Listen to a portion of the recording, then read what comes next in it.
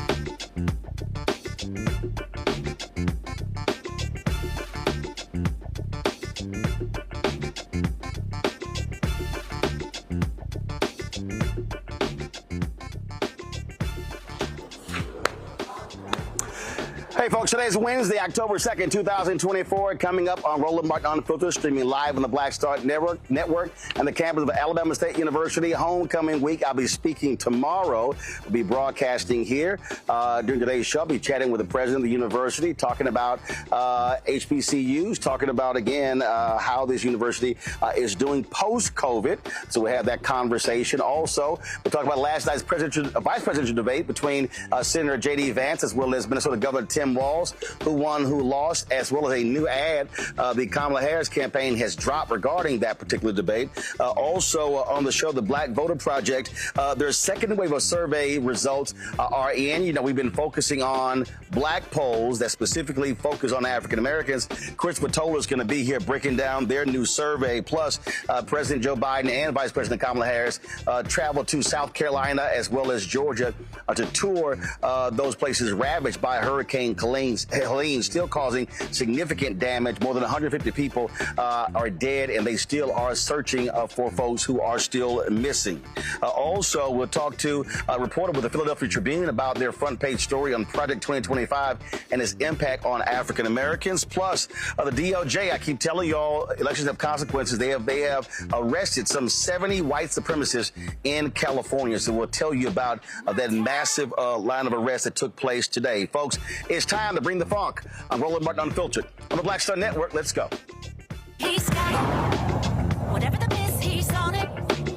Whatever it is, he's got the scoop, the fact, the find. And when it breaks, he's right on time and it's rolling. Best believe he's knowing. Putting it down from sports to news to politics. With entertainment just for kicks, he's rolling. It's on go, roll, y'all. It's Roland Martin, rolling with Roland now. He's funk, he's fresh, he's real, the best, you know he's Roland Martin now.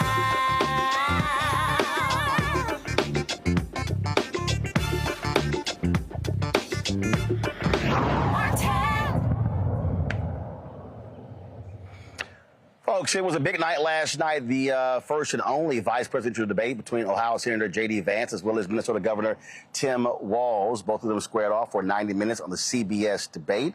A lot of folks are talking about, of course, the exchange dealing with January 6th. That's been the focus all day. The campaign of Vice President Kamala Harris, they actually dropped an ad immediately after last night's debate. Watch this.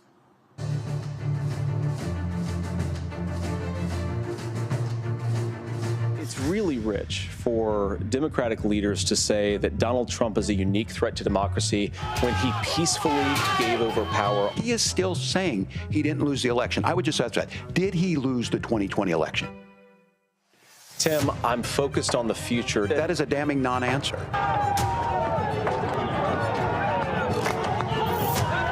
America, I think you've got a really clear choice of who's going to honor that democracy and who's going to honor Donald Trump. Folks, joining us right now is Senior Advisor for the campaign, former Mayor of Atlanta, Keisha Lance Bottoms. Always glad to see you. How you doing? Hey, Roland, great to see you too.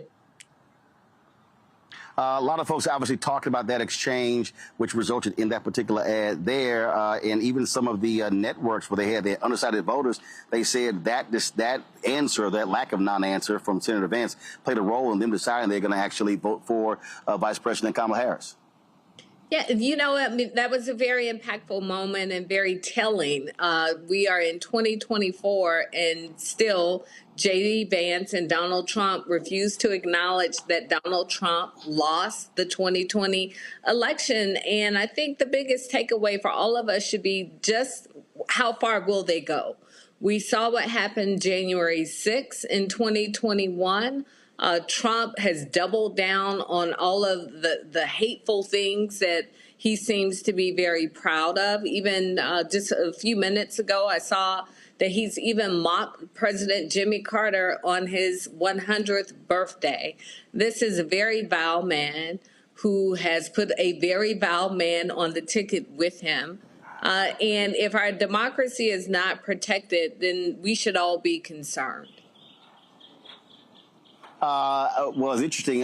Vance took some questions today, and a reporter asked him about that particular answer, and he said, "Hey, he said the media is obsessed with looking back to the 2020 election. I'm looking forward, and I'm going, nope. The dude who picked you to be his running mate is still obsessed with the fact that he lost in 2020."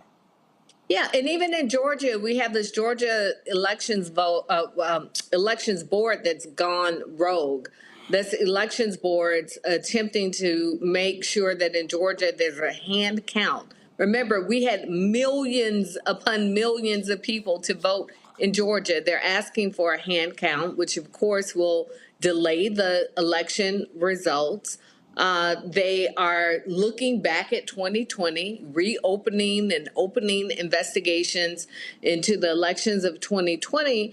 And even Governor Brian Kemp, Republican Governor Brian Kemp, our Republican Secretary of State, Brad Raffensperger, our Republican Attorney General, Chris Carr, have all said that this is ludicrous and we need to move on.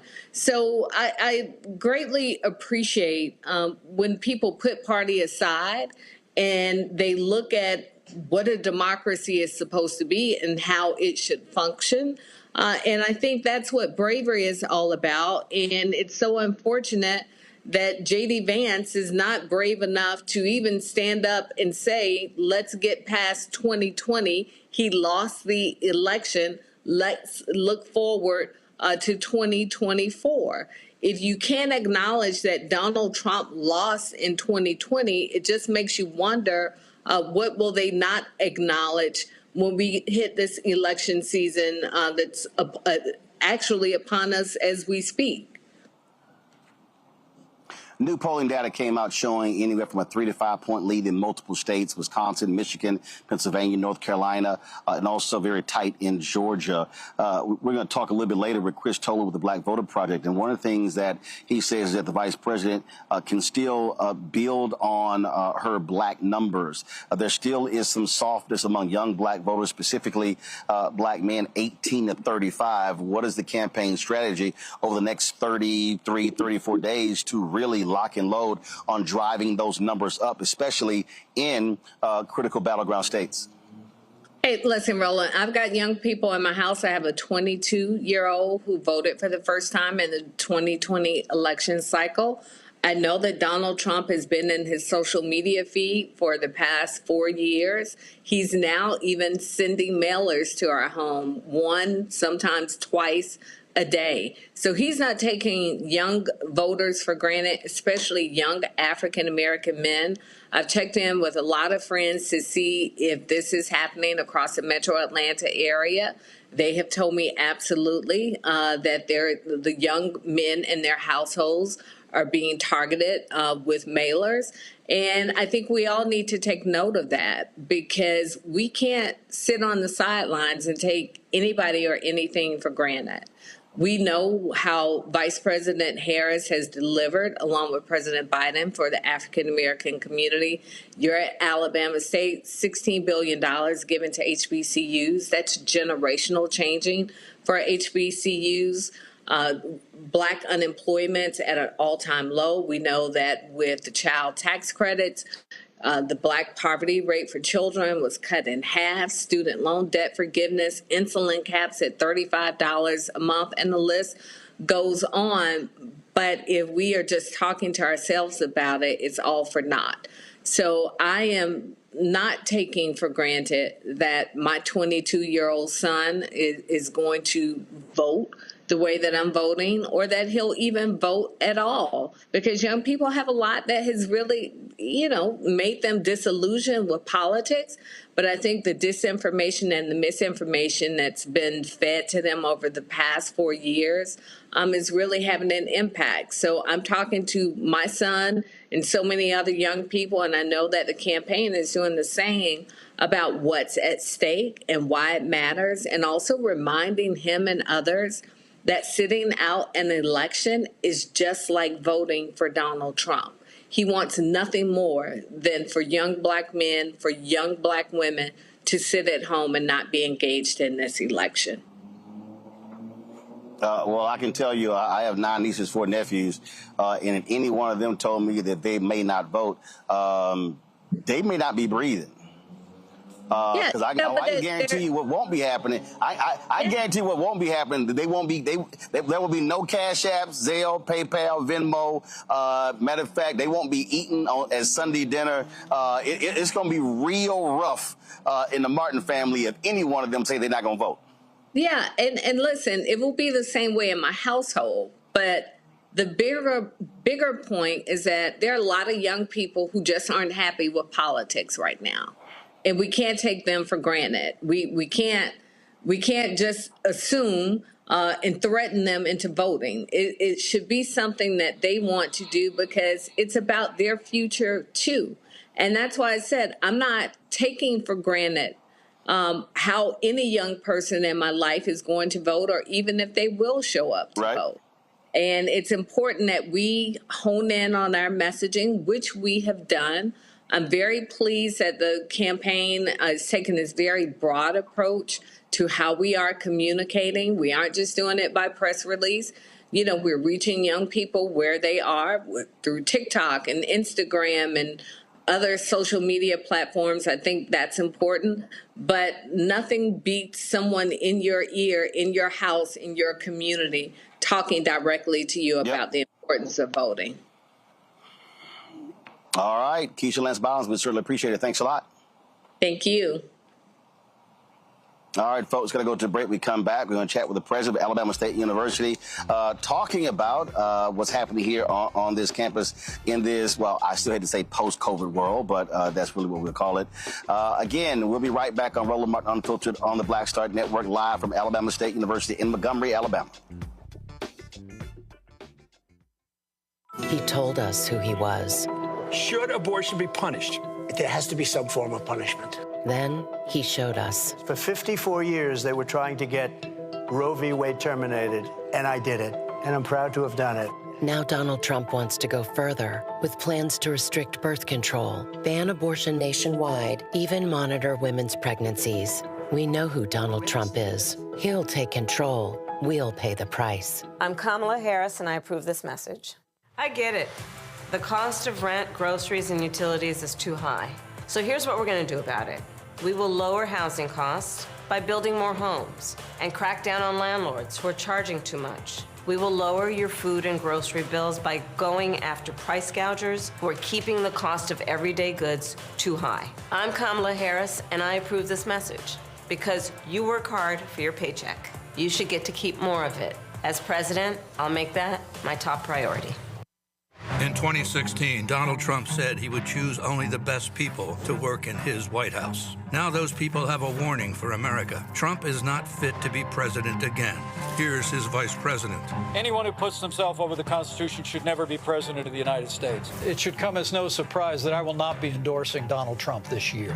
His defense secretary. Do you think Trump can be trusted with the nation's secrets ever again? No. I mean, it's just irresponsible action that places our service members at risk, places our nation's security at risk. His national security advisor. Donald Trump will cause a lot of damage. The only thing he cares about is Donald Trump. And the nation's highest-ranking military officer. We don't take an oath to a king or a queen or to a tyrant or a dictator. And we don't take an oath to a wannabe dictator. Take it from the people who knew him best. Donald Trump is a danger to our troops and our democracy. We can't let him lead our country again. I'm Kamala Harris, and I approve this message.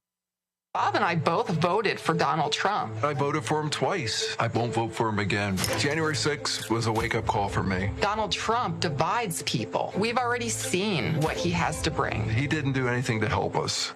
Kamala Harris, she cares about the American people. I think she's got the wherewithal to make a difference. I've never voted for a Democrat. Yes, we're both lifelong Republicans. The choice is very simple. I'm voting for Kamala. I am voting for Kamala Harris.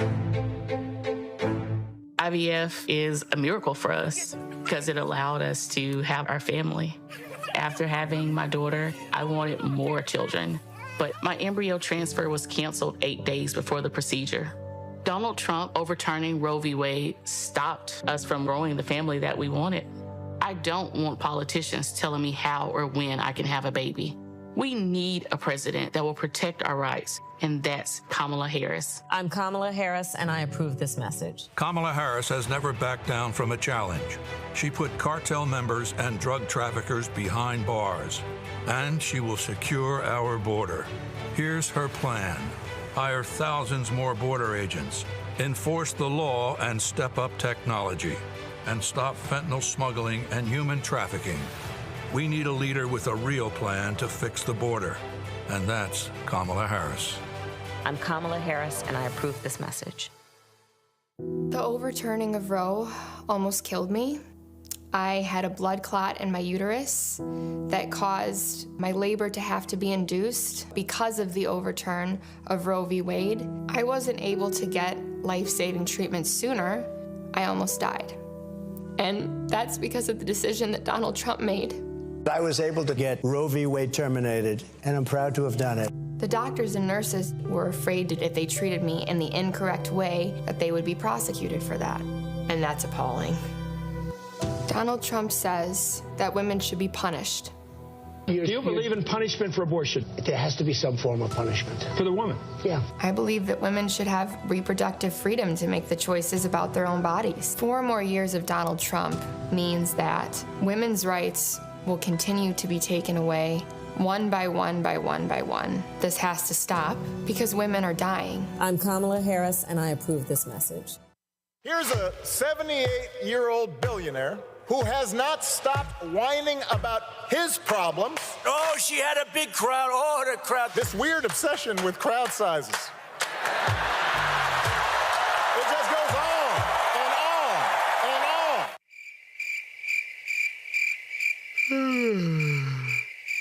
America's ready for a new chapter. We are ready for a President Kamala Harris. I'm Kamala Harris, and I approve this message.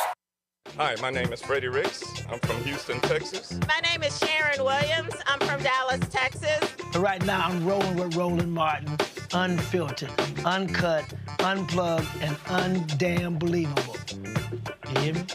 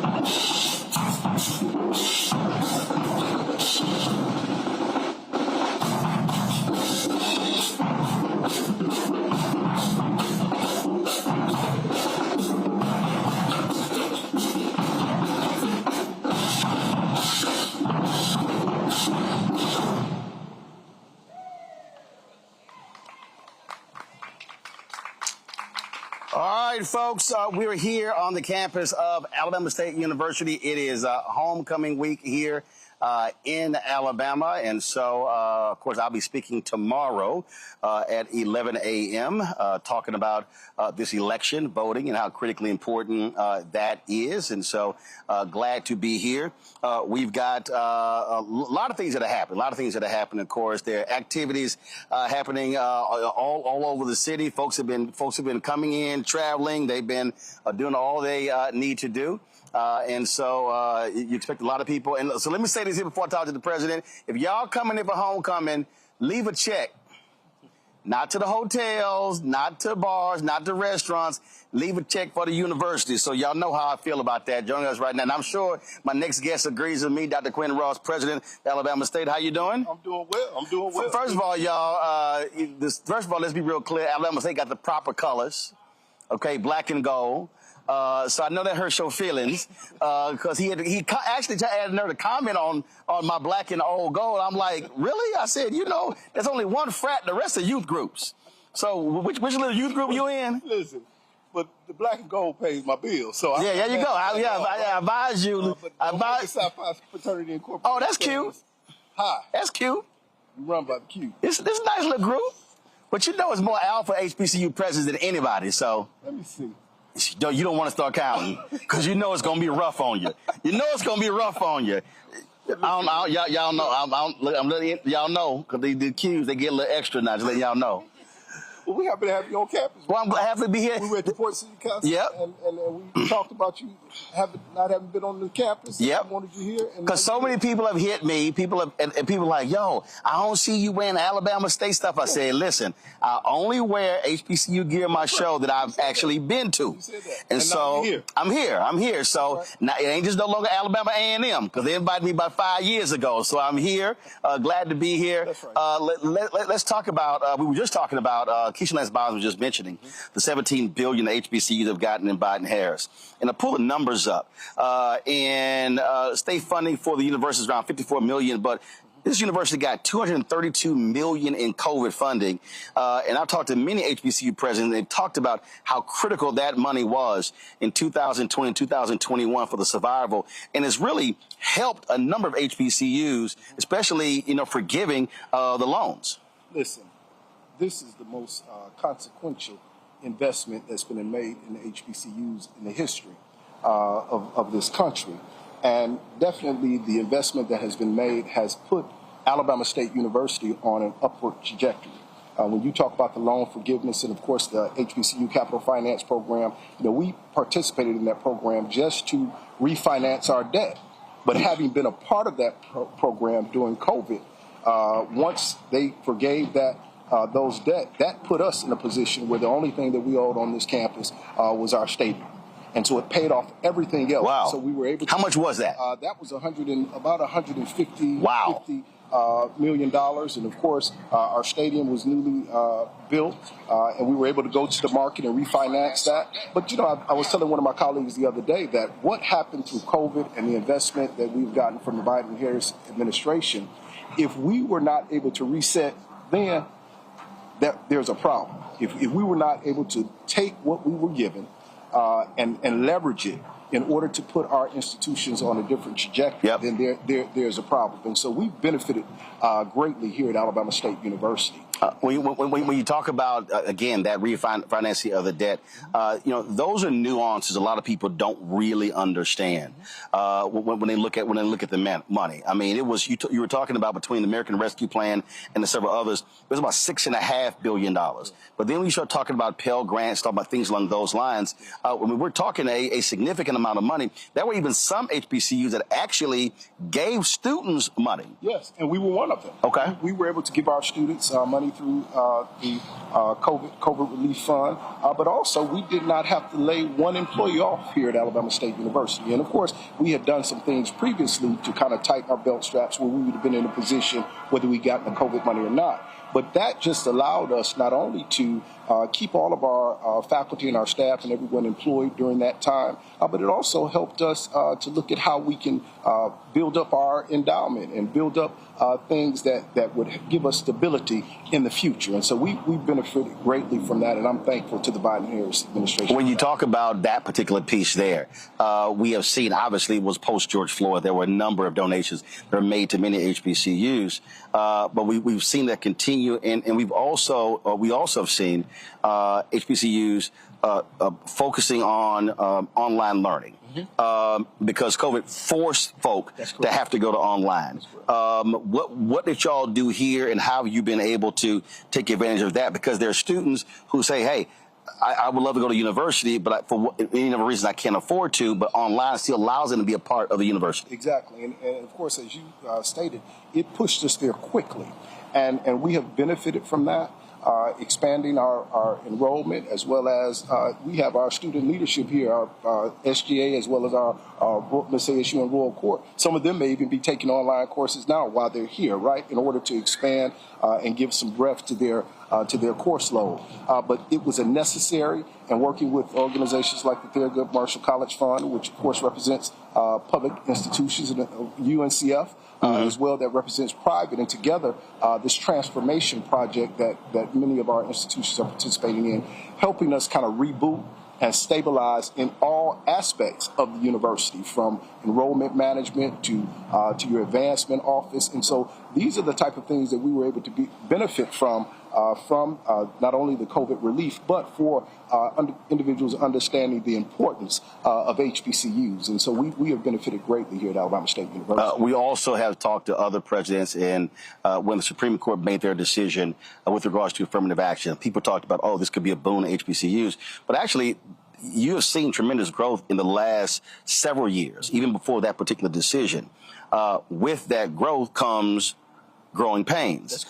Tennessee State, Florida A&M, Texas Southern University, dealing with housing, things along those lines. Have you experienced any of that? And how are you managing that increase in enrollment? How are you managing, okay, you need your facilities to keep up with folks who are trying to come? No, listen, and here at Alabama State University, we believe in strategic measured growth. And of course, through our Vice President of Student Affairs and Enrollment Management, we have to hit those markers, understanding how many people we can house on campus. So what's your enrollment right now? Our enrollment right now is about 4,053 students. 4,053, but we can only house about 2,100. Of course, we have, a waiting list of individuals, because most individuals that come into college now want to live on campus. Right. But we've been blessed. Again, I'm going back to repositioning ourselves financially. Our Board of Trustees just here a month ago in Florida at the Orange Blossom Classic approved for us to go back to the HBCU Capital Finance Program. We will be building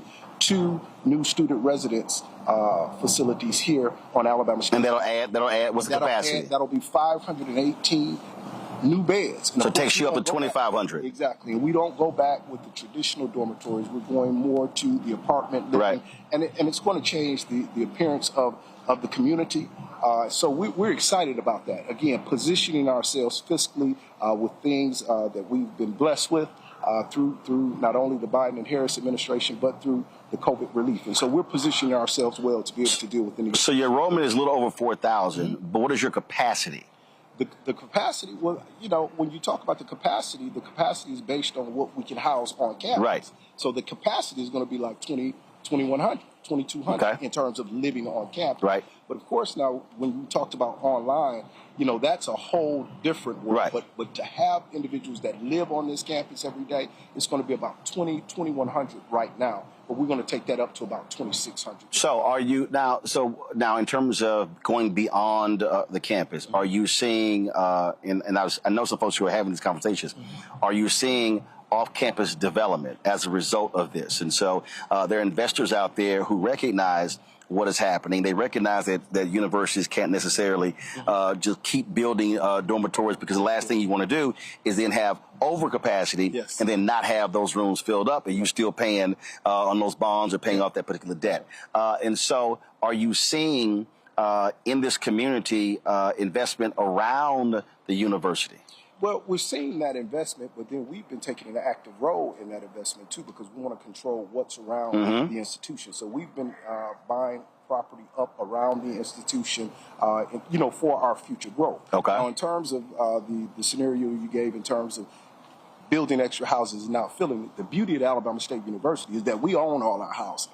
So when we build new housing, right, if we just had to fill that, we would still be able to make a note, right? So, but I think the idea is to not overbuild, to make sure that you can, meet the capacity that you have. And so that strategic measured growth, that's the direction that we're moving in, and we're super excited about it. So hopefully fall of 2026, we will open those new student residents. Let's talk about relationships in terms of corporate relationships that specifically relate to your students.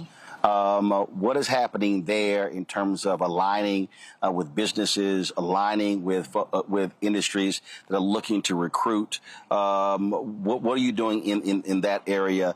Because that's also one of the things that I talked to different corporate leaders. Many didn't even understand the talent pool, didn't even understand where most of your black doctors and lawyers were coming from. And so are you seeing a pickup in that area? Oh, extremely. Listen, we are extremely excited about the opportunities that we have in terms of forming partnerships. And my team, the entire campus knows that I'm big on partnership. Having served 15 years in the Alabama State Legislature and the State Senate, partnerships is where it is in order for us to continue to grow, not only for Alabama State, but for the surrounding community. And so one point in case, we were one of the first HBCUs, if not the first, to go to a brokerage house on Wall Street to take our endowment there. So we've moved our endowment to Newburgh and Berman out of New York, which is a self-employed organization, over $464 billion worth of assets across the world. They have our endowment, and I tell you, what's that endowment? That endowment now is probably in upwards of about $150 million, right? But we started out when we gave them our money in December. Since December, we have accumulated, particularly dealing in the private equities, over $20 million, right? And that proposition is not a proposition that all of our institutions get because of the way that we're investing. But they have not only, because when I talked to them, I was concerned, I want you to give, you can give us a check. Yes, you can manage our money, but what kind of benefit do you give to my students, right? So point in case, we had our first intern, Ms. Kaylee Dunn, to intern at Newburgh Berman in New York on Wall Street. She did so well. They'll be coming back, and we'll probably have another 5 students that will be able to get that opportunity, dealing in areas that they never thought they would ever get the opportunity. And so that's what we're about, the partnerships. It's about the check. It's about the money. But really, what kind of opportunities can you give to our students for student success? And so that's just one example of many. Deloitte is another one that we're dealing with in terms of our student interns being able to Price Waterhouse. All of those companies are investing in coming to see our students and what they have to offer. And to your point, they just didn't understand what kind of pipeline they had. But here at Alabama State University, where history is made, we show them over and over again the quality and excellence that we have right here on 915 South Jackson Street. Now, one of the things that it is still being talked about, this whole NCAA settlement, when it comes to the lawsuit, paying players, that's going to have an impact on SWAC schools and others. And other conferences are like, hey, wait a minute, hold up. Y'all can't be screwing us over. What are those conversations being like when you're trying to get them to understand that, hey, Power 5 schools are making all this money? How are you going to have the other conferences having to foot a lot of this, a lot of these bills? Yeah, well, listen, we're fortunate to have Dr. Charles McClellan, who is the commissioner for the SWAC, and I can tell you that the SWAC is alive and well. I'm fortunate to serve as the chair of the SWAC commission.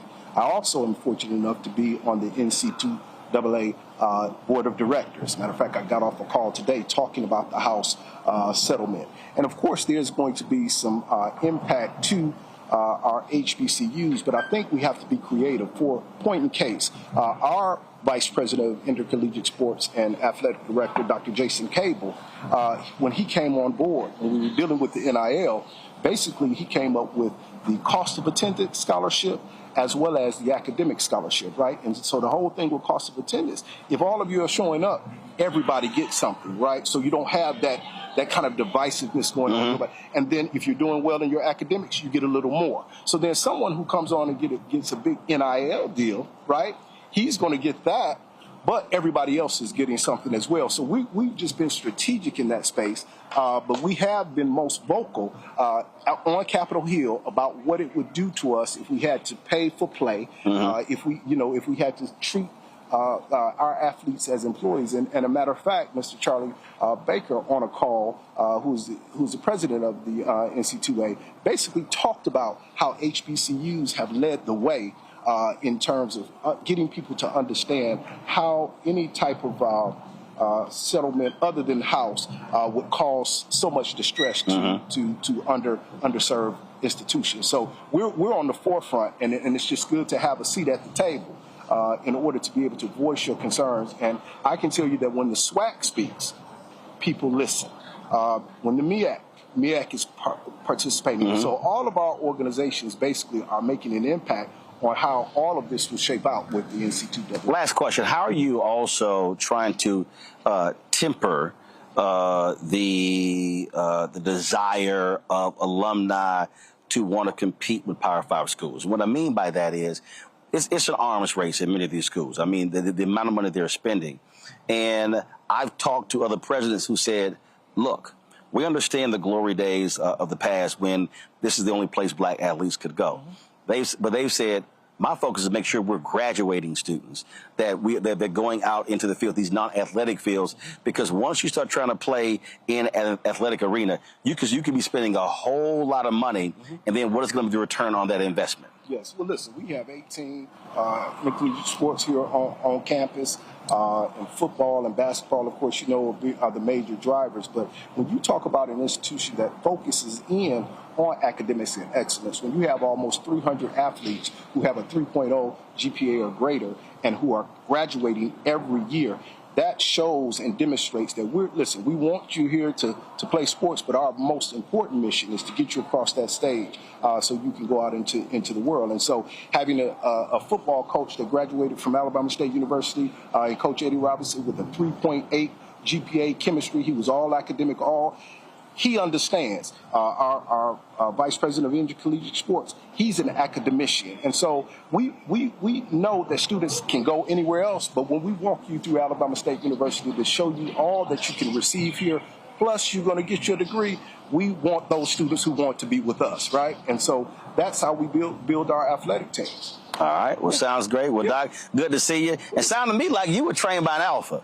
Man, so I think you want to get out for all the credit. Of course. But listen, I had to represent my SGA, my student government leaders, and our queens, and this is my support system. And this is why I do this job. All of my VPs, we're a family here. We're a place where history is made. And listen, we're happy that you're here. We hope you stick around for all glad to be here. And actually, I was going to bring this up tomorrow in my speech because I said so I'm reading a book. And I saw the Rosa Parks statue, and I text Mayor Stephen Reed and I asked him this here. It is stunning to me that there is no statue to Joanne Robinson in this city. And it was the Women's Political Council and her running those copies off on this campus. He said, I want to dedicate a street. I said, no. I said, to me, there should be something. There should be a monument to that sister on this campus. Listen. And I emailed the last 5 AK presidents the same thing. I was like, yo, she was one of y'all. Listen, we made news when we took down Bill Graves' name off of our bell tower dorm, and we put Joanne Robinson's name there. See, because where my office sits in Council Hall, in the basement, that's where they churned out the leaflets to tell individuals to stay off the bus. And so she was a professor on this campus. So it's not lost on us the contributions that she made. Because when you talk about the whole civil rights and those sisters and the sisters, you talk about Rosa Parks. But listen, when you have Ralph Abernathy, who's a student, a graduate of Alabama State University, Fred Reese from Selma, who's a graduate of Alabama State University, Fred Shuttlesworth, when you fly into Birmingham. It's a place where history is made. That's not by accident. 9 freed slaves founded Alabama State University with $500, and it has become a global university, but it's a place where history is made, and our history shows over and over again. And listen, when you talk about voting rights, we have been on the front line of voting rights. I ran for the Alabama State Senate 4 times, and 4 times this campus elected me to the Alabama State Senate. That's the power of student voices. That's the power of the vote. So anyway, listen, I can start preaching about Alabama State University, but we're excited that you're here. Well, glad to be here. Thank you so much for your show, and thank you for your film. I appreciate it. Thank you so very much. All right, thanks a bunch. Folks, got to go to a break. We come back. We'll chat with our panel. Lots more to talk about when it comes to politics, when it comes to news, especially the big DOJ arrest today, and also the sister, the federal judge out of D.C. Unsealed Jack Smith's 150-page motion against Trump. Interesting information in there as well. We'll talk about all of that right here on Roland Martin Unfiltered, right here on the Black Star Network, coming to you live from Alabama State University in Montgomery, Alabama. Back in a moment. He told us who he was. Should abortion be punished? There has to be some form of punishment. Then he showed us. For 54 years, they were trying to get Roe v. Wade terminated, and I did it. And I'm proud to have done it. Now Donald Trump wants to go further with plans to restrict birth control, ban abortion nationwide, even monitor women's pregnancies. We know who Donald Trump is. He'll take control. We'll pay the price. I'm Kamala Harris, and I approve this message. I get it. The cost of rent, groceries, and utilities is too high. So here's what we're going to do about it. We will lower housing costs by building more homes and crack down on landlords who are charging too much. We will lower your food and grocery bills by going after price gougers who are keeping the cost of everyday goods too high. I'm Kamala Harris, and I approve this message because you work hard for your paycheck. You should get to keep more of it. As president, I'll make that my top priority.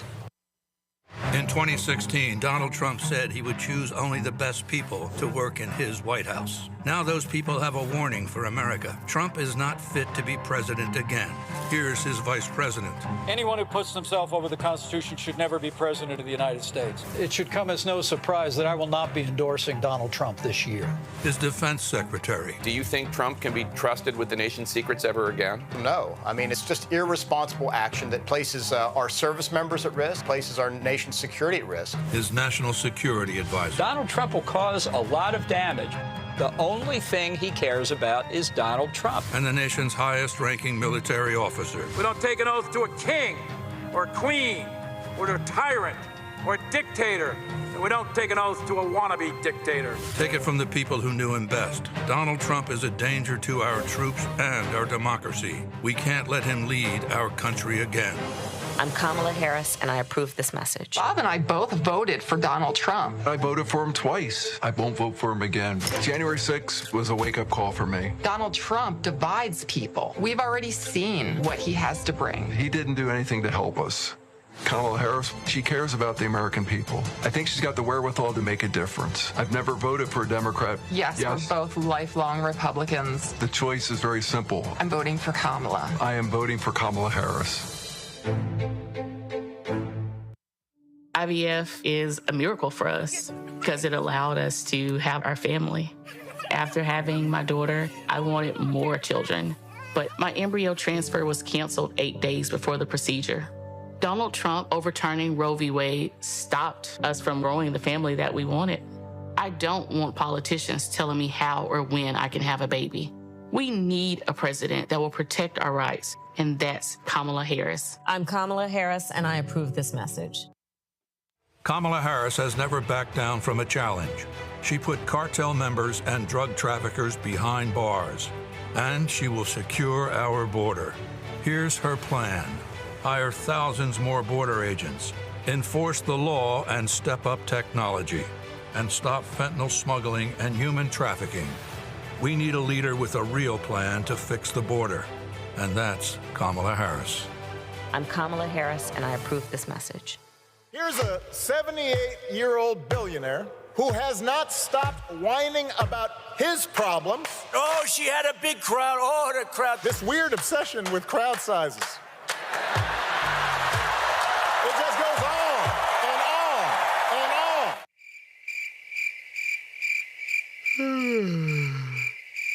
America's ready for a new chapter. We are ready for a President Kamala Harris. I'm Kamala Harris, and I approve this message. Winners never back down from a challenge. Champions know it's anytime, any place. But losers, they whine and waffle and take their ball home. Trump now refusing to debate a second time. He did terribly in the last debate. He's so easily triggered by Kamala Harris. Well, Donald, I do hope you'll reconsider to meet me on the debate stage. If you've got something to say it to my face. I'm Kamala Harris, and I approve this message. When you talk about blackness and what happens in black culture, we're about covering these things that matter to us, speaking to our issues and concerns. This is a genuine people-powered movement. There's a lot of stuff that we're not getting. You get it, and you spread the word. We wish to plead our own cause. Too long have others spoken for us. We cannot tell our own story if we can't pay for it. This is about covering us. Invest in black-owned media. Your dollars matter. We don't have to keep asking them to cover our stuff. So please support us in what we do, folks. We want to hit 2,000 people, $50 this month, raise $100,000. We're behind $100,000, so we want to hit that. Y'all money makes this possible. Checks and money orders go to P.O. Box 57196, Washington, D.C. 20037-0196. The Cash App is $RM Unfiltered. PayPal is R Martin Unfiltered. Venmo is RM Unfiltered. Zelle is Roland at RolandSMartin.com. This is Doug E. Fresh, and you're watching my brother Roland Martin Unfiltered as we go a little something like this. Hit it. It's real.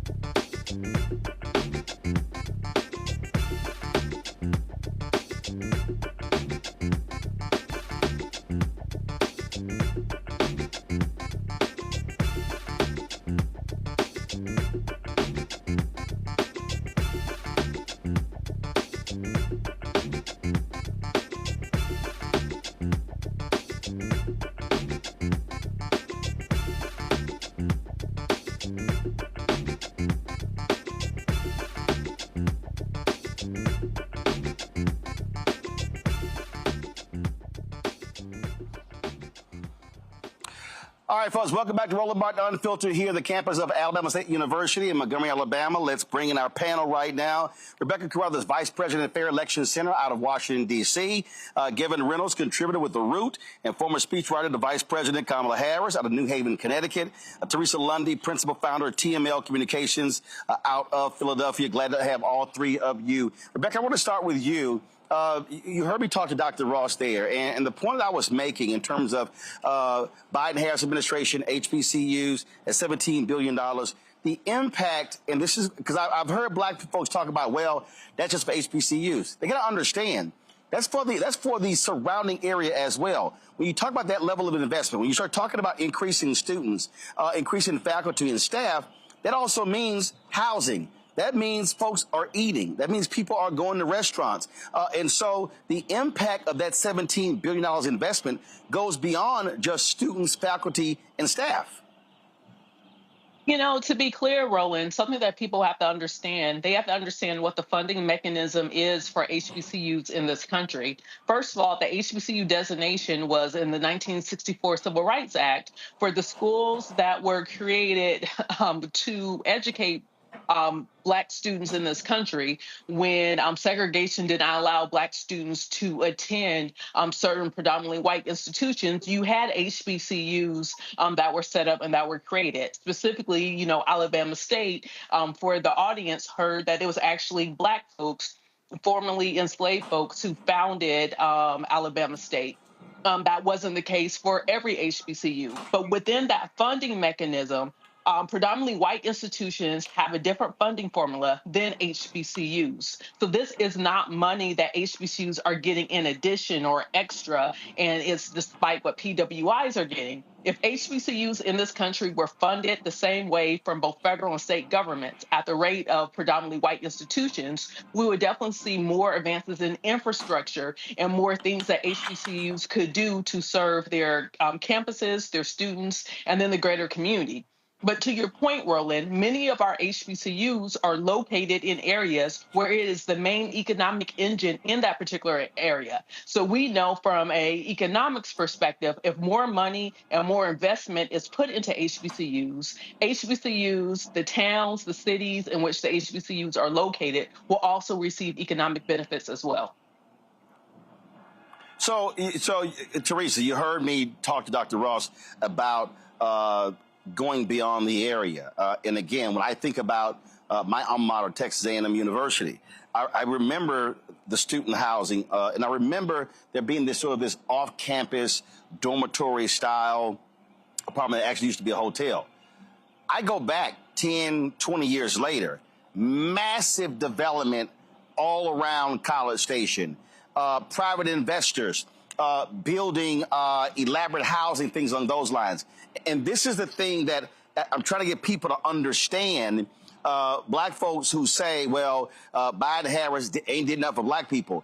When you start talking about a university like Alabama State able to get rid of that debt, and what did he say? Now begin to acquire land. They now can start negotiating deals with potential black developers about building businesses, building additional housing that they actually have an equity stake in. And so I think a lot of people are just too narrow in their thinking when they say, oh, yeah, sure, they invested in HBCUs, but what else have they done?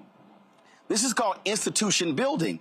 And when you're able to invest in institutions like HBCUs, like black-owned businesses, black banks, all of a sudden you're dealing with the pillars of a community.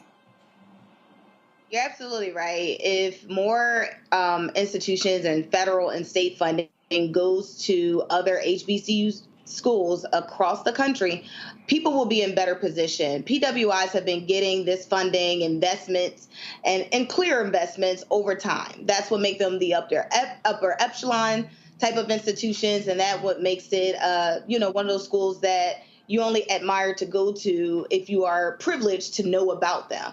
But HBCU schools, having those investments allow the individuals that's actually taking those courses, those classes, investing in those groups and programs to do more, not only in their communities, but in their neighborhoods.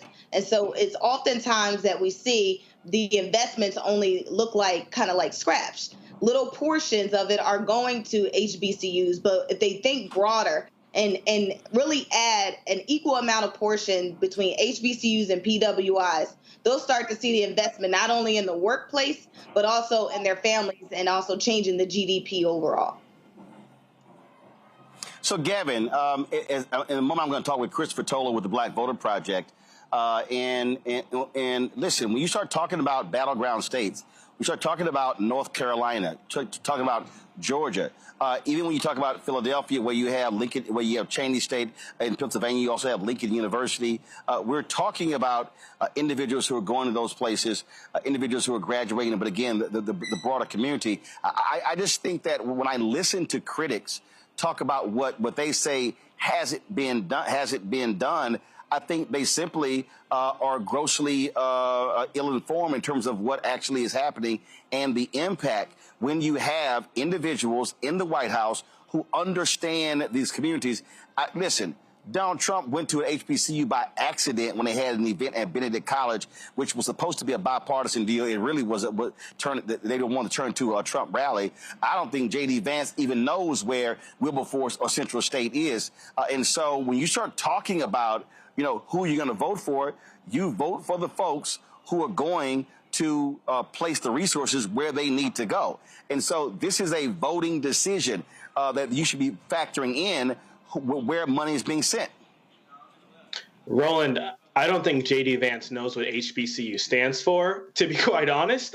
But you're so right. Who is in the White House has a direct impact on the success and the ability of our community to thrive. And if we look at the amount of money being invested in HBCUs, it's because of the Biden-Harris administration, specifically a letter that was sent by Education Secretary Miguel Cardona and Agricultural Secretary Tom Vilsack, that we were able to get the data, Roland, that you've been so on the front line of sharing on this show, that land grant state HBCUs have been underfunded by $13 billion over the past 30 years. That's an underinvestment relative to what our institutions were owed. $13 billion over the past 30 years.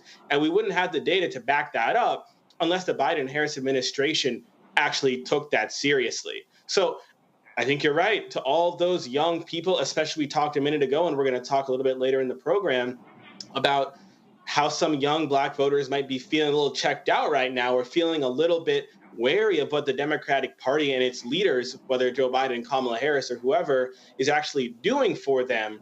I think we have to break it down to them this way. And someone broke it down to me this way not too long ago, is that when we talk about voting, I think sometimes we think that voting will be the panacea, the one magic silver bullet that will solve all of our problems. We view voting as offense. But I think we have to recognize that voting is defense. It's about protecting what we have as a community. And we know that relative to other communities, it's not what we deserve.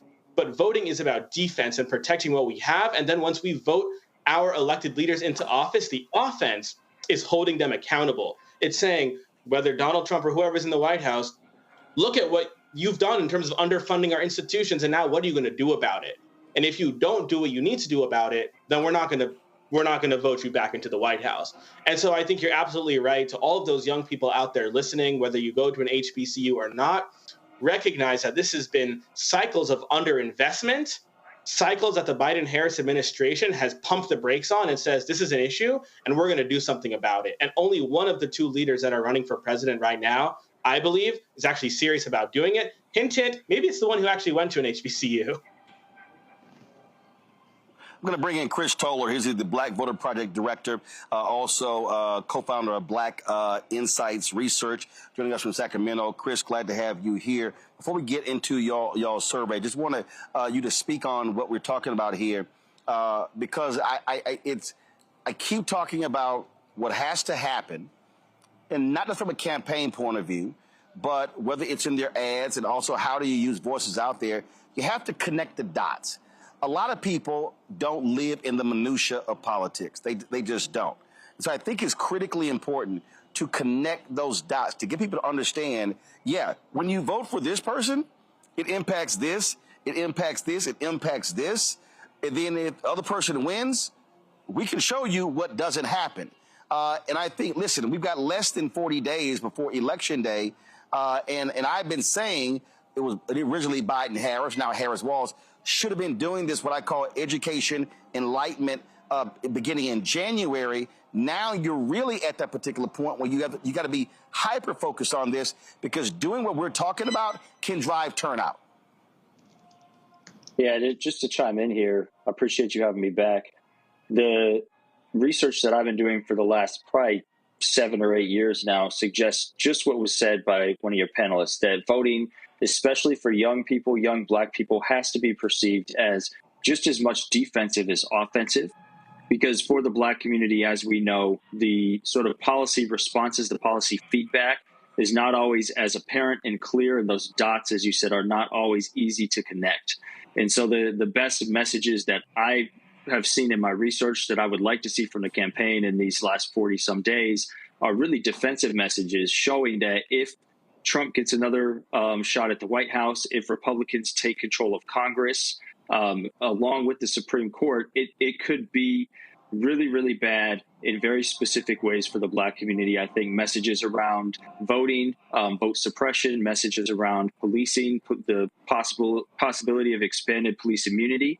And then my research has also suggested that messages around abortion and connecting the fight for abortion rights to fights for larger rights at broad and other rights that the Black community has fought for generations now can be really, really effective, especially with sort of younger unlikely black voters, trying to get them out into the fold. And so, as you said, time is really of the essence here. And so there has to be just as much of a message here that you're voting to protect things just as much as trying to change things for the future. So let's talk about your new survey. What does it show? So within this survey, we were lucky enough to collect a second wave of the data we collected back in April. This time around, we ended up with over 1,600 responses, almost 1,200 of which were recontact interviews, which means we talked to the exact same people that we talked to months prior. Just to talk about some of the notes, some of the specific findings, we saw a dramatic jump in both favorability and black vote share. Switching from Biden to Harris, favorability jumped 19 points. We saw great shifts in both support from black men and black women. But then noticeably, favorability and vote share also jumped tremendously amongst those who were lower educated, so didn't have a high school education, those who identified as independent, and, as I mentioned before, those who had strong views on abortion, namely opposition to Dobbs. We also saw even the slim support for Trump that we saw back in April, around 13, 14%, drop to even around 12, 11% for likely voters. So, this notion that Trump is getting any sense of black support, which I already thought was kind of BS going back to April, is completely gone now with Harris at the top of the ticket. Another interesting finding is that we saw a shift generally in how black people view the Democratic Party. When asked in April how welcoming the Democratic Party is to black people, 28% saw the party as very welcoming. That jumped up to 36% now, and even higher, 38% of black people in swing states feel like the Democratic Party is extremely welcoming to black people. So just having Harris at the top of the ticket also changed views of the party itself. And then black views of Biden also improved across the board. So favorability, the job he's doing as president, all of those things, black people are viewing him far more favorable now that he's remained as president, but not necessarily the top of the ticket. Lastly, because of the uniqueness of the data and the fact that we were able to collect responses from the same people, we were able to take a look at what's driving these changes and really the why behind this increase in support, increase in favorability, and even increase in turnout. And what really stood out is that what people think of Donald Trump and the MAGA movement, how much they see those things as a threat, contributed a great deal to them supporting Harris over Biden. They think Harris has a better shot at beating Trump, is a better sort of defense to Trump. And then abortion really stood out as well.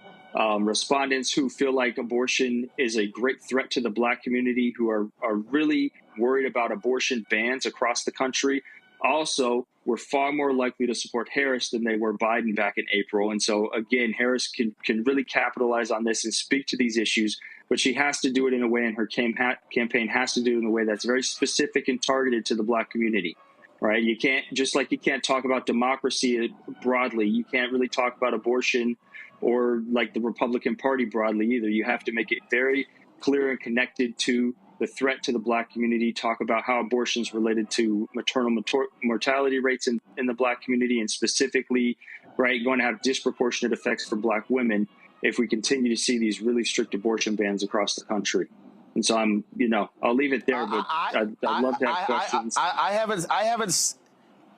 haven't seen, obviously from a television standpoint, you don't have a lot of black networks, but I haven't seen a black-specific digital ad. Are you? Let's talk about radio. Are you hearing?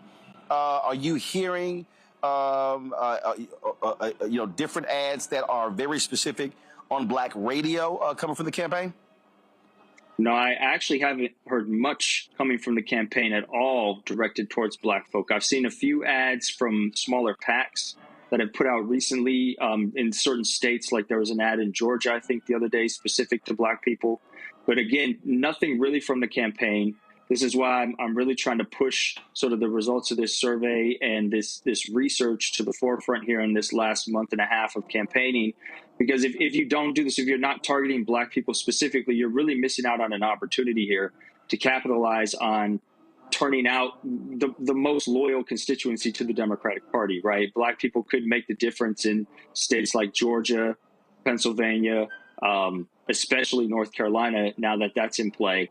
But they're only really going to come out. You can only appeal to Black voters with messages that resonate with their experience. And so, again, when the general abortion ad comes on, it's going to do some work, but it's not going to do as much work as a ad specifically directed towards Black people, that represents Black people, that has images of Black women or Black families in the ad, right? These are all things that really need to be taken into consideration that I'm not seeing as much as I would really like to. Questions from our panel. Teresa, I'll start with you. Hey, Chris, thank you so much for that research and data. Despite not having a commercial that is specifically targeted to Black and Hispanics, what else in your research have shown that there has been an increase in engagement amongst Blacks? I think another major factor here is sort of identity.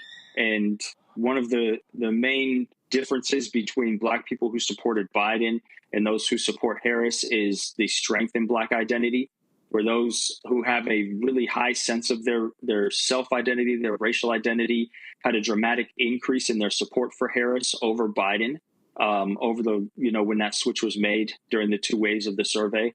And so, again, I think there's an opportunity here for Harris to use her identity, but it seems like that's something that, similar to the Obama playbook, she's not necessarily wanting to lean heavily into, especially, with all the controversy around her identity early on as she entered the campaign as the nominee. And so there is opportunities there. We know that there are research suggests there's elements of empowerment that could come into play, where you have Black voters and the Black community looking towards Black representatives for special or different kind of representation than they might normally get, creating bonds of trust, increasing engagement in people's wanting to participate and learn about politics. But it has to really be on the part of the campaign to make that connection happen, to show that she will be, a representative that the Black community can really lean into. Thank you. Gavin. Chris, thank you. It's great to hear your insights. I have two questions. They're related. One, so I saw a recent NAACP poll. I can't remember who they did the poll in conjunction with, but it was kind of suspect. It showed that 26% of Black men under 50 are supporting Trump. I think the numbers are a bit outdated. They acknowledge that the survey was conducted prior to the DNC, so I'm guessing maybe sometime in late July. But I'm still curious what you make of that finding and how you sort of square it with the data that you all have collected. And then the second part to my question, relatedly, is how do we thread the needle between beating back some of the false narratives about Black men flocking to Trump, while at the same time making clear that we know, to use the VP's words, that Black men aren't in anybody's pockets? Yeah, I think that the results from the survey you just mentioned do somewhat comport with the findings from the Black Voter Project data. Overall, Black men do support Trump at higher rates than Black women.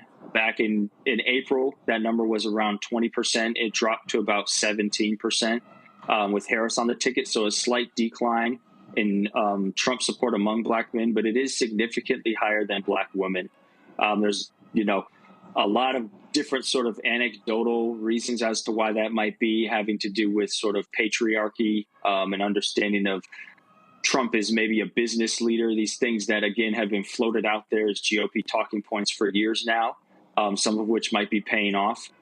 Also, though, I think that it's important to understand that when looking at these numbers, especially among younger Black men, they are a bit inflated in the survey world, because unless you're looking particularly at sort of this likely voter sample, you're going to get a lot of people in there suggesting that they support Trump who aren't actual voters, who haven't voted in a while. My data suggests that a good portion of the Black Trump support is coming from people who didn't vote in 2020 or in 2016, so they didn't vote for him before, but they still sort of, when asked these questions on the survey, tend to pick Trump over the other candidate. And so I think that comes into play here as well. So when talking about threading the needle, it's going to be sort of a really tight rope to walk here to make sure that you're not putting too much into this, trying to figure out why black men are, supporting Trump more than black women, as a good portion of them are not actual likely voters and really engaged in politics that much. I will say this, though. When you look at the historical numbers of black men supporting just GOP or Republican candidates in general, this isn't out of the ordinary, right? Black men have always had higher support for the Republican Party and Republican candidates than black women. It's not really specific to Trump, even though we might be seeing like a 1 or 2% uptick than the historical average. But we always see around sort of that 15, 16, 17% number among black men, much higher than black women, regardless of who the Republican nominee is. Rebecca.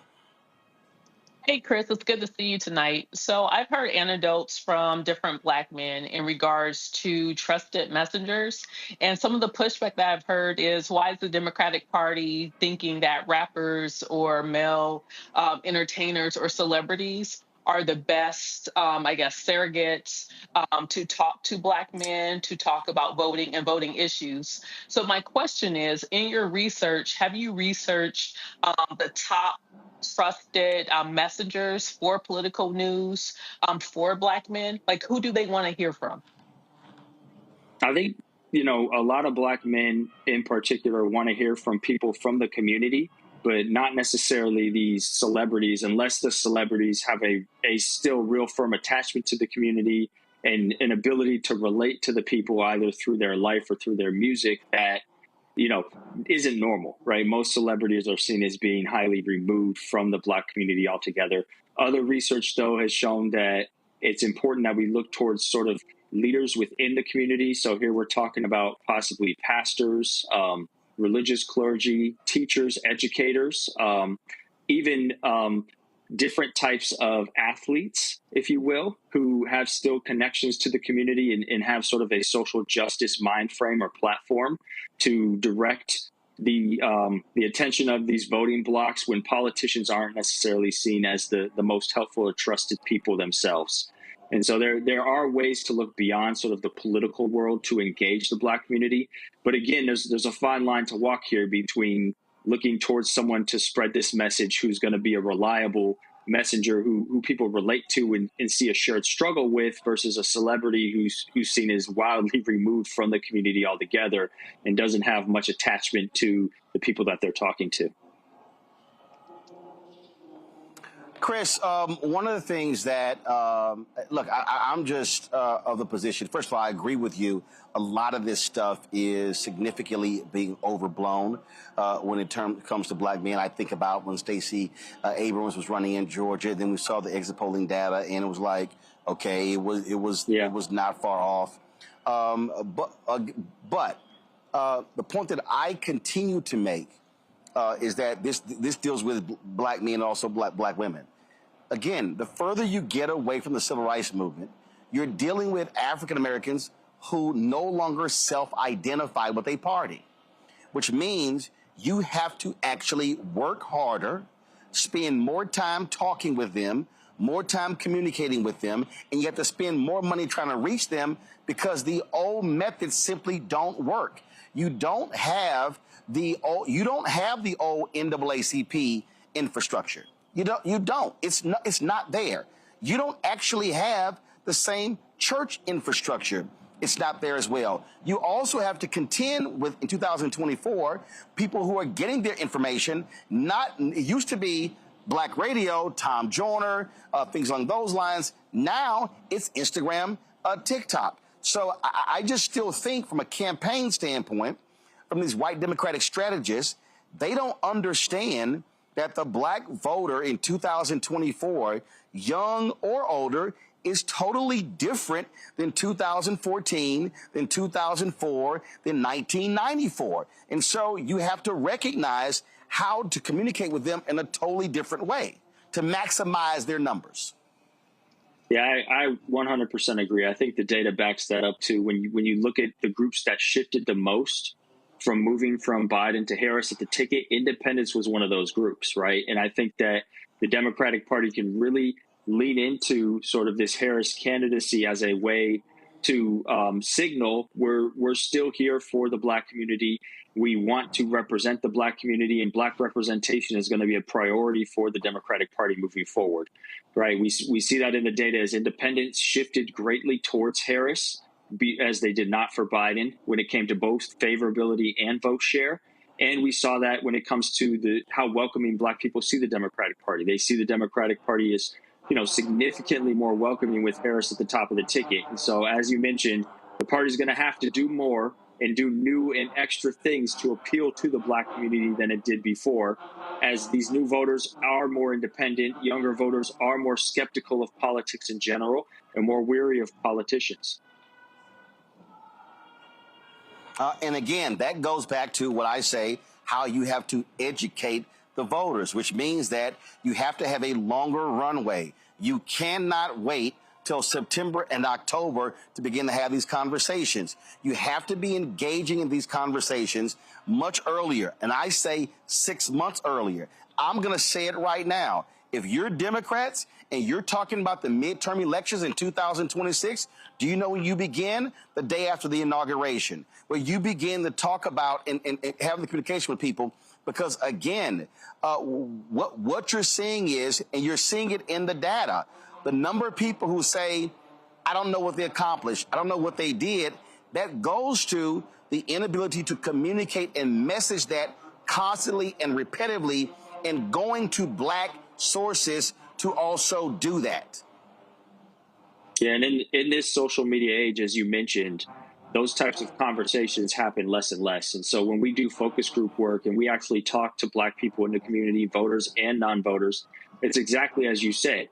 They're far more likely to recognize what Trump will do to harm them than they will to recognize what the Democratic Party, Biden or Harris, has done or will do to help them.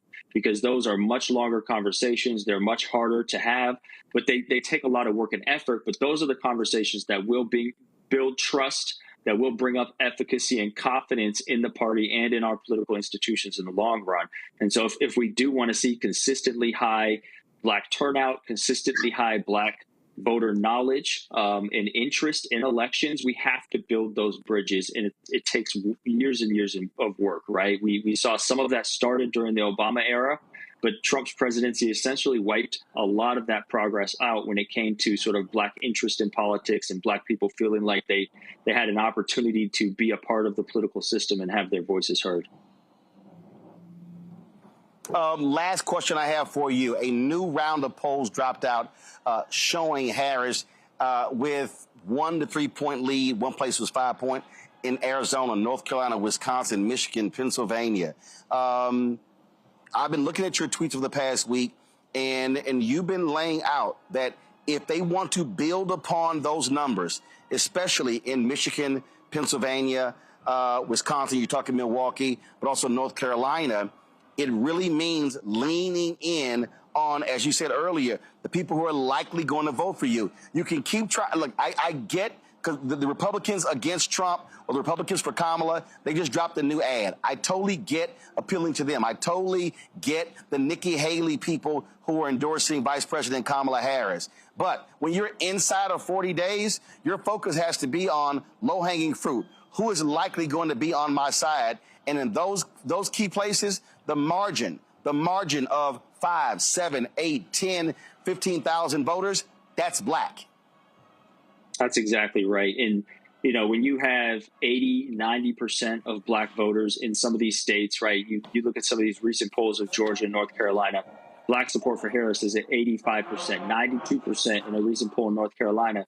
That's the group you want to target. You turn out 100 voters, 92 of them are voting for you, right? You just got to get people out off their couch to the polls rather than spending money, taking chances as to a 50-50 shot if you get someone to the polls or you change someone's mind, right? And so the investment here, the smart money goes on mobilizing Black voters from here on out.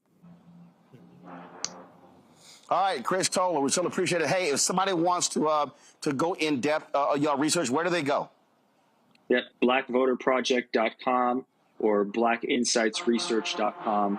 Both the websites include analysis and results from the data, as well as top lines from this most recent wave. BlackInsightsResearch.com also has additional research reports and newsletters available. All right, then. Chris Towler, we certainly appreciate it. Thank you so very much. Thank you.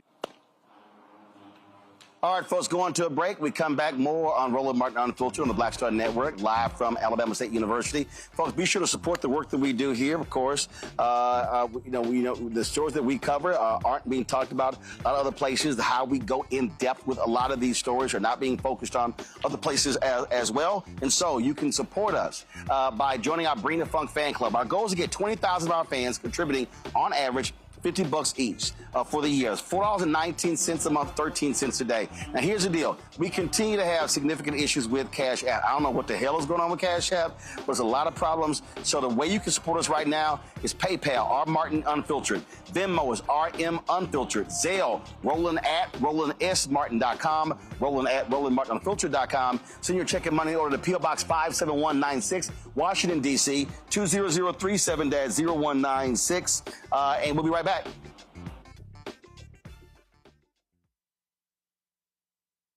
He told us who he was. Should abortion be punished? There has to be some form of punishment. Then he showed us. For 54 years, they were trying to get Roe v. Wade terminated, and I did it. And I'm proud to have done it. Now Donald Trump wants to go further with plans to restrict birth control, ban abortion nationwide, even monitor women's pregnancies. We know who Donald Trump is. He'll take control. We'll pay the price. I'm Kamala Harris, and I approve this message. I get it. The cost of rent, groceries, and utilities is too high. So here's what we're going to do about it. We will lower housing costs by building more homes and crack down on landlords who are charging too much. We will lower your food and grocery bills by going after price gougers who are keeping the cost of everyday goods too high. I'm Kamala Harris, and I approve this message because you work hard for your paycheck. You should get to keep more of it. As president, I'll make that my top priority. In 2016, Donald Trump said he would choose only the best people to work in his White House. Now those people have a warning for America. Trump is not fit to be president again. Here's his vice president. Anyone who puts himself over the Constitution should never be president of the United States. It should come as no surprise that I will not be endorsing Donald Trump this year. His defense secretary. Do you think Trump can be trusted with the nation's secrets ever again? No. I mean, it's just irresponsible action that places our service members at risk, places our nation's security at risk. His national security advisor. Donald Trump will cause a lot of damage. The only thing he cares about is Donald Trump. And the nation's highest-ranking military officer. We don't take an oath to a king or a queen or to a tyrant or a dictator. And we don't take an oath to a wannabe dictator. Take it from the people who knew him best. Donald Trump is a danger to our troops and our democracy. We can't let him lead our country again. I'm Kamala Harris, and I approve this message. Bob and I both voted for Donald Trump. I voted for him twice. I won't vote for him again. January 6th was a wake-up call for me. Donald Trump divides people. We've already seen what he has to bring. He didn't do anything to help us. Kamala Harris, she cares about the American people. I think she's got the wherewithal to make a difference. I've never voted for a Democrat. Yes, we're both lifelong Republicans. The choice is very simple. I'm voting for Kamala. I am voting for Kamala Harris. IVF is a miracle for us because it allowed us to have our family. After having my daughter, I wanted more children, but my embryo transfer was canceled 8 days before the procedure. Donald Trump overturning Roe v. Wade stopped us from growing the family that we wanted. I don't want politicians telling me how or when I can have a baby. We need a president that will protect our rights, and that's Kamala Harris. I'm Kamala Harris, and I approve this message. Kamala Harris has never backed down from a challenge. She put cartel members and drug traffickers behind bars, and she will secure our border. Here's her plan. Hire thousands more border agents, enforce the law and step up technology, and stop fentanyl smuggling and human trafficking. We need a leader with a real plan to fix the border, and that's Kamala Harris. I'm Kamala Harris, and I approve this message. The overturning of Roe almost killed me. I had a blood clot in my uterus that caused my labor to have to be induced because of the overturn of Roe v. Wade. I wasn't able to get life-saving treatment sooner. I almost died. And that's because of the decision that Donald Trump made. I was able to get Roe v. Wade terminated, and I'm proud to have done it. The doctors and nurses were afraid that if they treated me in the incorrect way, that they would be prosecuted for that. And that's appalling. Donald Trump says that women should be punished. Do you believe in punishment for abortion? There has to be some form of punishment. For the woman? Yeah. I believe that women should have reproductive freedom to make the choices about their own bodies. 4 more years of Donald Trump means that women's rights will continue to be taken away one by one by one by one. This has to stop because women are dying. I'm Kamala Harris, and I approve this message. Hey, yo, what's up? This is Mr. Dalvin right here. What's up? This is KC. Sitting here representing the Jodeci. That's Jodeci. Right here on Roland Martin Unfiltered.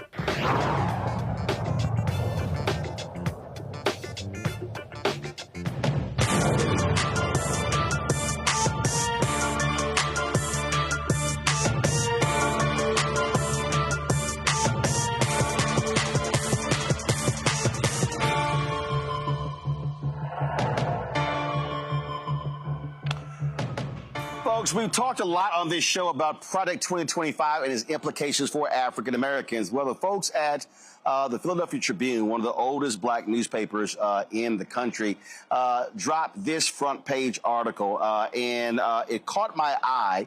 And I want to be sure for us to actually, no, guys, I need the full front page. I need you to show the full front page. You cut it off because I need to show the headline and everything. I posted on social media. If y'all can find that, I would appreciate that because it gives you a better understanding of how they sort of position this article. And we're going to show you that. And joining us right now is the author, Christina Christophic. She is the investigations reporter editor for the Philadelphia Tribune. Glad to have you here. Christina, again, it was really important in terms of how y'all framed this story, and it really jumped out. And so talk about the conversation y'all had, why you wanted to shine this very specific spotlight on the impact on African Americans of Project 2025. We saw a lot of, well, first of all, thanks for having us, Roland. And we saw a lot of people talking online about Project 2025. We saw a lot of things that we were like, does it really say that? And, you know, we saw also some things that were clearly misinformation. And we wanted to take a look and see, what is this? What does it really say? And what exactly will it do for this country or not for this country? And we knew as we were going through it that this was going to be a big front page piece. And so obviously it's 900 plus pages. And so what was your narrowing process? So it started with me reading all 922 pages. I will confess that I sort of skimmed near the end when I got to chapters. I bet that was fun. Oh, yeah. It was, you know, some real light reading. When I initially volunteered to read it, I said, oh, I can do it in like a week. And then as I got into it, I found things that, like, there were acronyms I had never heard before. There was jargon I had never heard before. There were things that I didn't remember happening the way that the authors said they happened. For example, they blamed the Flint water crisis on Obama. They praise Arizona as an example of a good education system, while Arizona is consistently in the bottom 10 nationally. And so I had to like Google and say, wait, is that real? Am I remembering this correctly? But I got through it, decoded it, and then I spoke with a bunch of Black leaders in and around Philadelphia about what stood out to them in Project 2025. And I gathered all their thoughts and all my thoughts and sat down with my editors, and we agreed to our list of top 10 things that we thought would have the most disparate impact on Black Americans. And obviously, we've talked about this here. One of the big ones really is the anti-racism focus of Project 2025. Yeah, they refer to it as, they say they are not trying to eliminate civil rights. They are not trying to eliminate diversity, equity, and inclusion. They say they are trying to protect the civil rights of all Americans. Sort of all lives matter goes to Washington, if you will.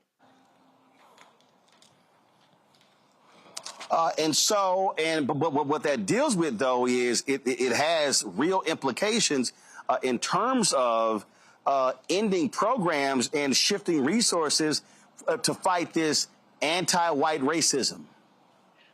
They want to eliminate every staff position in the federal government related to diversity, equity, and inclusion.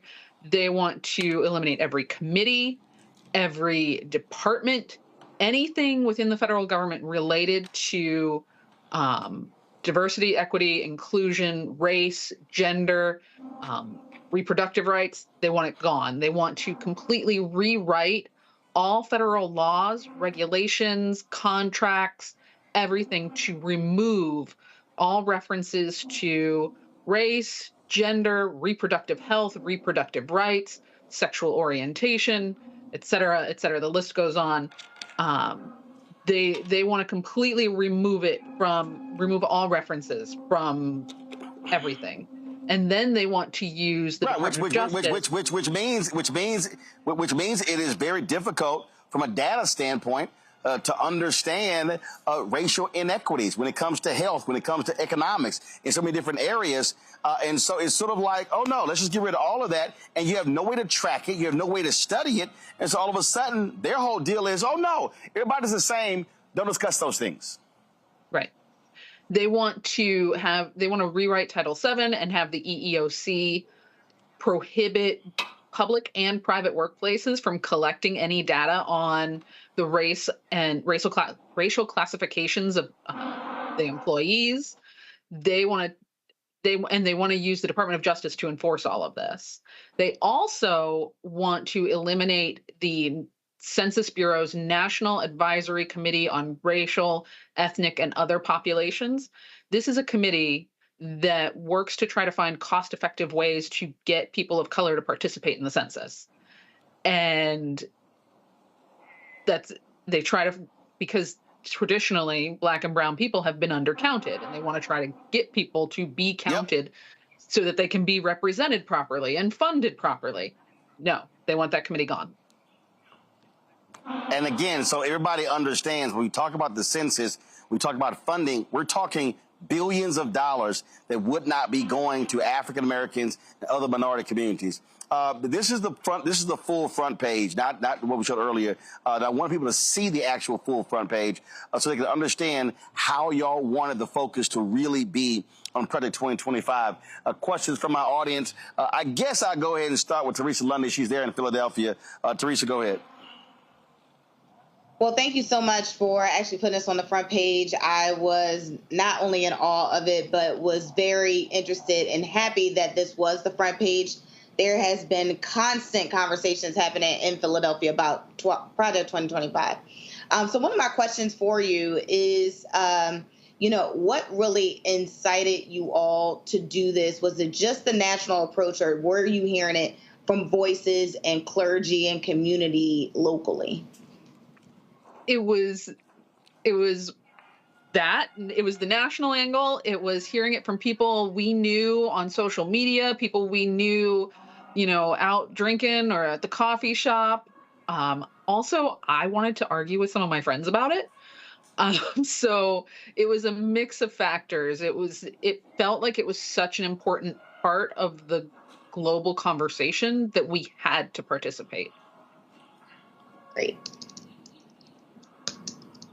Gavin. Christina, thank you so much.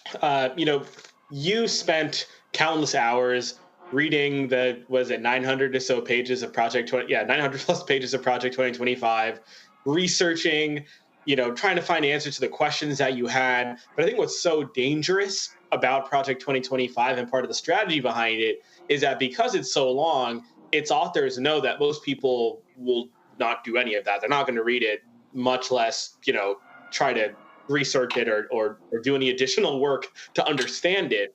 I think that's why it's so important, the work that you've done, and again, a testament to Black journalism, Black media. Roland, again, for you highlighting this issue so often on this show.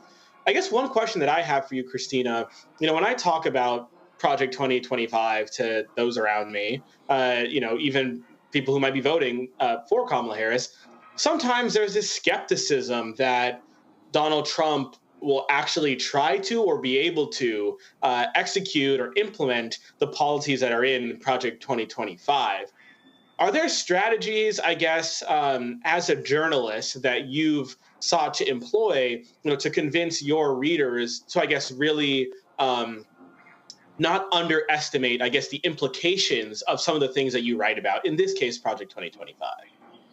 So thanks for that question. One of the first things that we address in the article is, the Heritage Foundation produces this document. They call it Mandate for Leadership, and they produce it every presidential election cycle. And Republicans look to this thing every time they take office. And the Heritage Foundation claims that Ronald Reagan enacted 60% of their recommendations before the end of his presidency. And they also claim that Donald Trump enacted 2/3 of their recommendations before the end of his first year in office. Wow. And so I think when you say that and when you share that with people, like, that makes it more real. Otherwise it's kind of easy to dismiss it as like, oh, this is some fantasies from the Heritage Foundation, or Donald Trump didn't really write this. It's not his.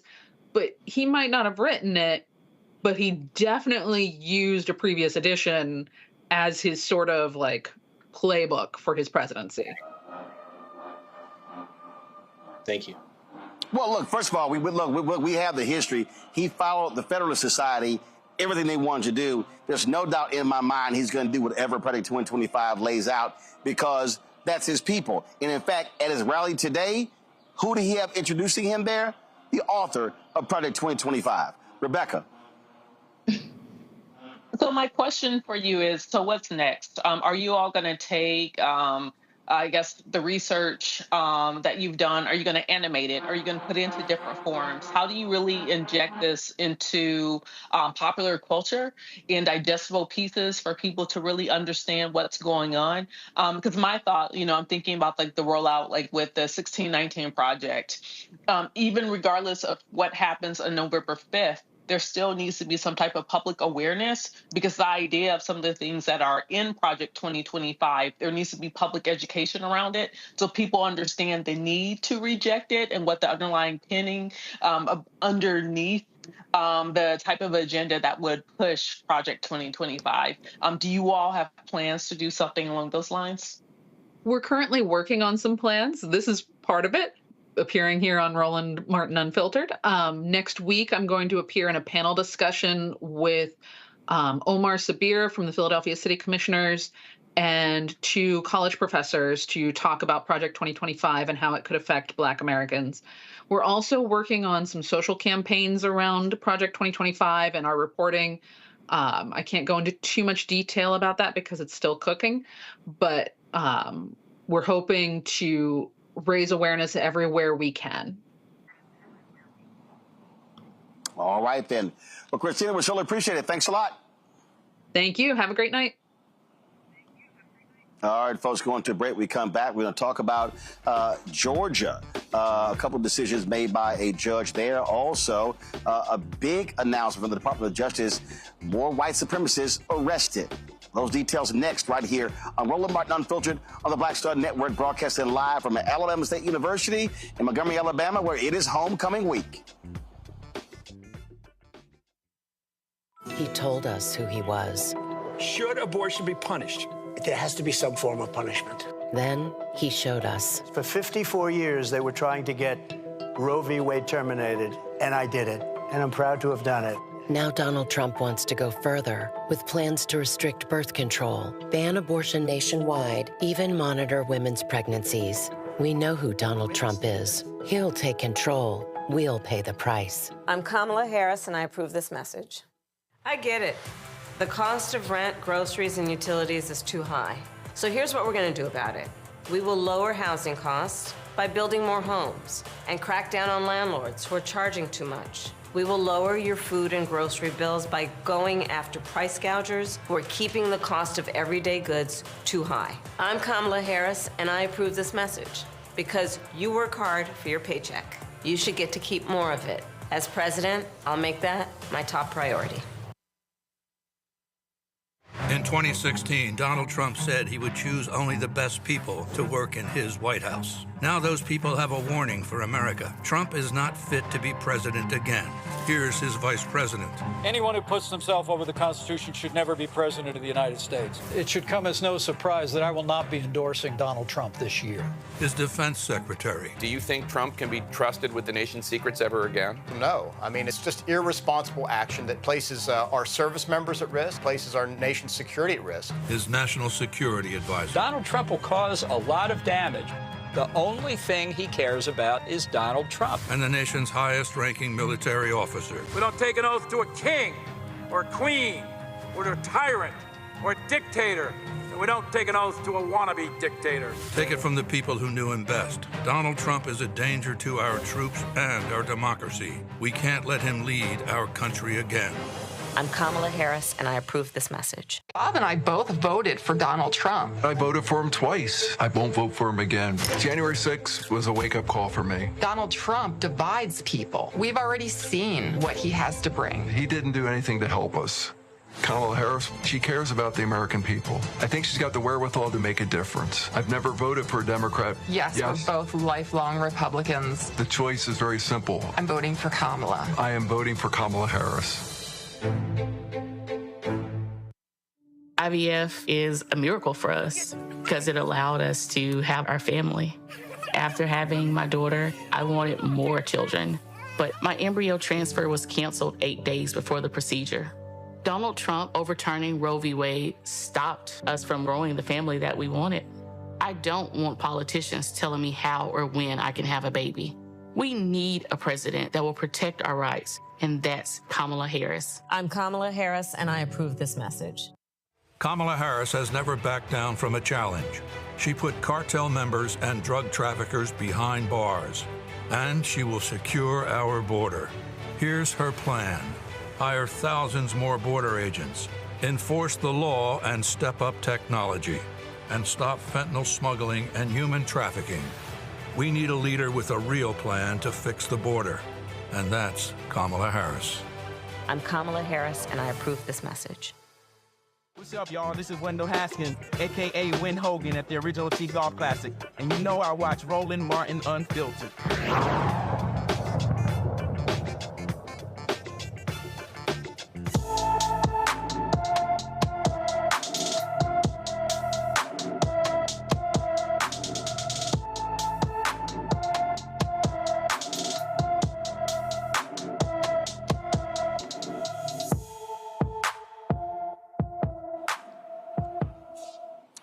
Kalani Abram walked away from her Memphis, Tennessee home on September 19th.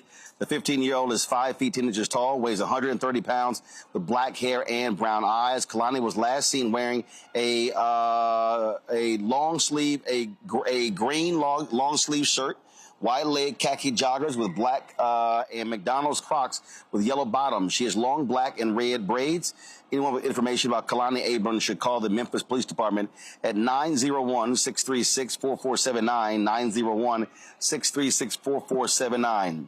Folks, in California, a federal grand jury has indicted 68 people, and they detail alleged crimes by a white supremacist street gang. Prosecutors say they maintain an alliance with the Mexican Mafia prison gang.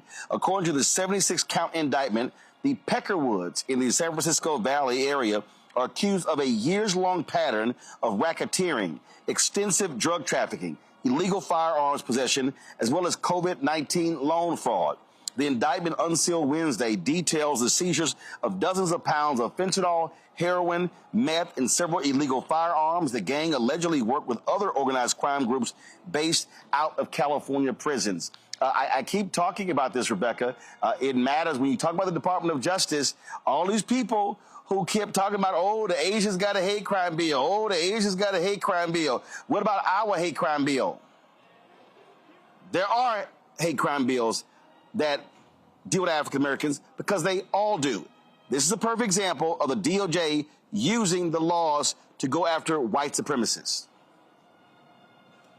You know, I went back and I reviewed the COVID-19 anti-hate crime bill. And one thing I noticed that, yes, in the preamble, it pointed to specific instances of attacks on those who are of Asian American descent in this country. So yes, absolutely, there was a call out to something specifically that was happening. But if most people actually read the preamble of most legislation, there is an example or a story or real people and places that led to the creation of that particular bill being introduced and then ultimately being passed into law. But that said, I really do such as the bill that was such as the bill. Rebecca, one second. Such as the bill that was passed that dealt with the burning of churches and religious institutions. And when you read the summary, it details the burning of black churches. Yes, absolutely. Or even when you look at the Shepherd and the Bird Act, it talks about Matthew Shepard, who was the white gay young man in Wyoming, who was brutally attacked and killed because of his identity of being a gay man. Or we know Mr. Bird down, I believe, in Jasper, Texas, who was brutally attacked and I believe dragged by white supremacists. Dragged and murdered. Yeah, absolutely. And so behind every piece of law, every piece of legislation that's passed, there is a story. There's real human data points behind it. And that's very common. That's a part of the practice of how legislation is passed in this country. And so just like we talked about last night, what's unfortunate with a low literacy in civic education, many people don't understand how the sausage is made, how legislation is passed. So they'll see, oh, well, there's specific people who are Asian American who are mentioned in this particular anti-hate bill. So therefore, it must mean that this is only for Asian Americans. And that is not the case, because when you actually read the provisions of the law, it's not just for crimes committed against Asian Americans, but it's acknowledging, hey, during this point of time, this specifically thing was happening to Asian Americans. But bringing it back to Clark's Department of Justice, one thing that we are seeing is many things that Black Americans have talked about and many issues that have polled that, you know, we care about are some of the issues that are being addressed within the Department of Justice. Unfortunately, we're not seeing as many bills being passed in the House and the Senate, but we are able to see what's happening through executive action, but also through the executive branch, which is what Department of Justice is under. It's specifically under the administration of the White House. Well, Gavin, again, when you talk about this kind of work, first of all, you got a group called the Peckerwoods. Yeah, they're going to come after you. And this is an example of, again, white supremacists being held accountable by this Department of Justice. Yes, it certainly is. And it's always hard talking after Rebecca because she covers everything so perfectly.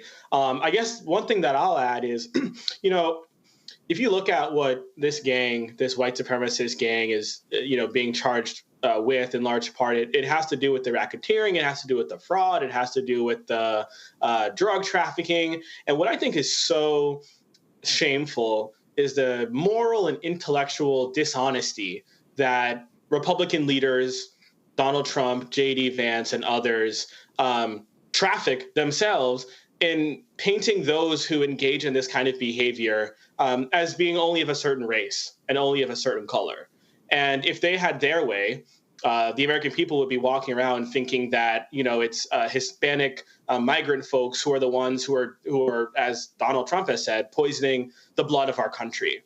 But as this indictment here, and as so many others will lay bare, just the lie that truly is.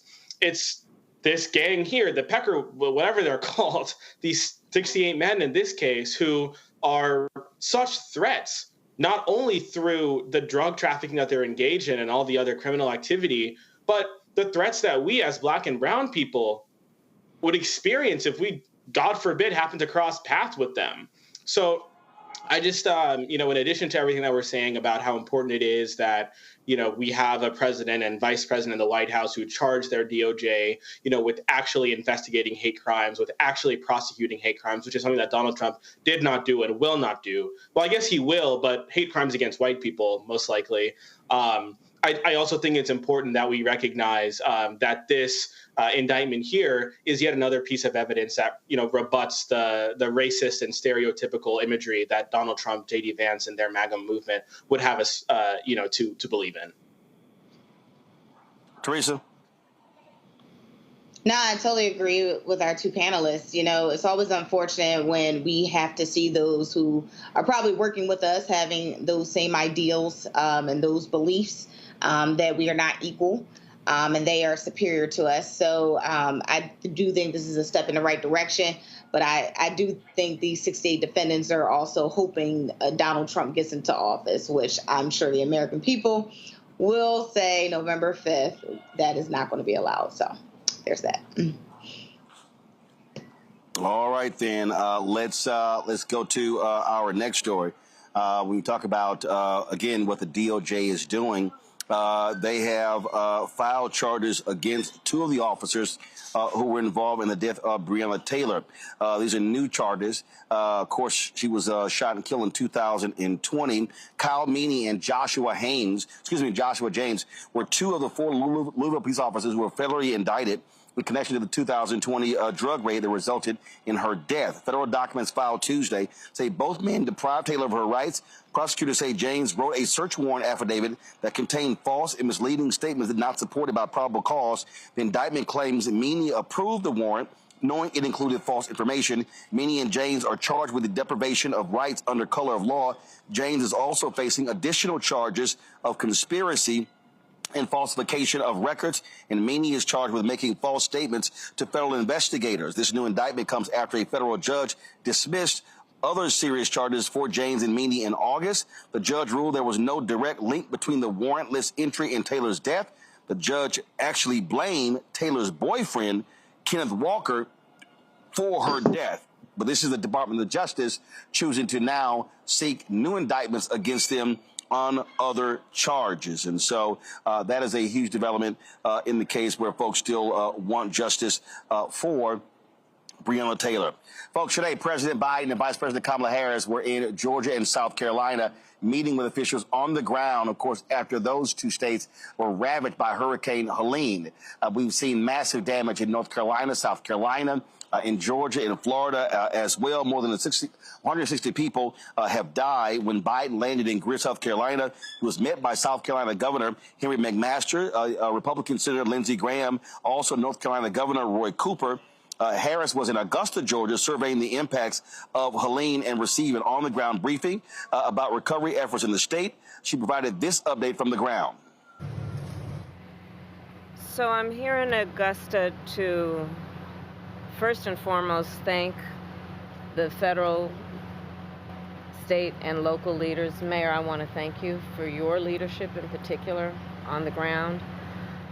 I am here to personally take a look at the devastation, which is extraordinary, and it is and particularly devastating in terms of the loss of life that this community has experienced, the loss of normalcy, and the loss of critical resources.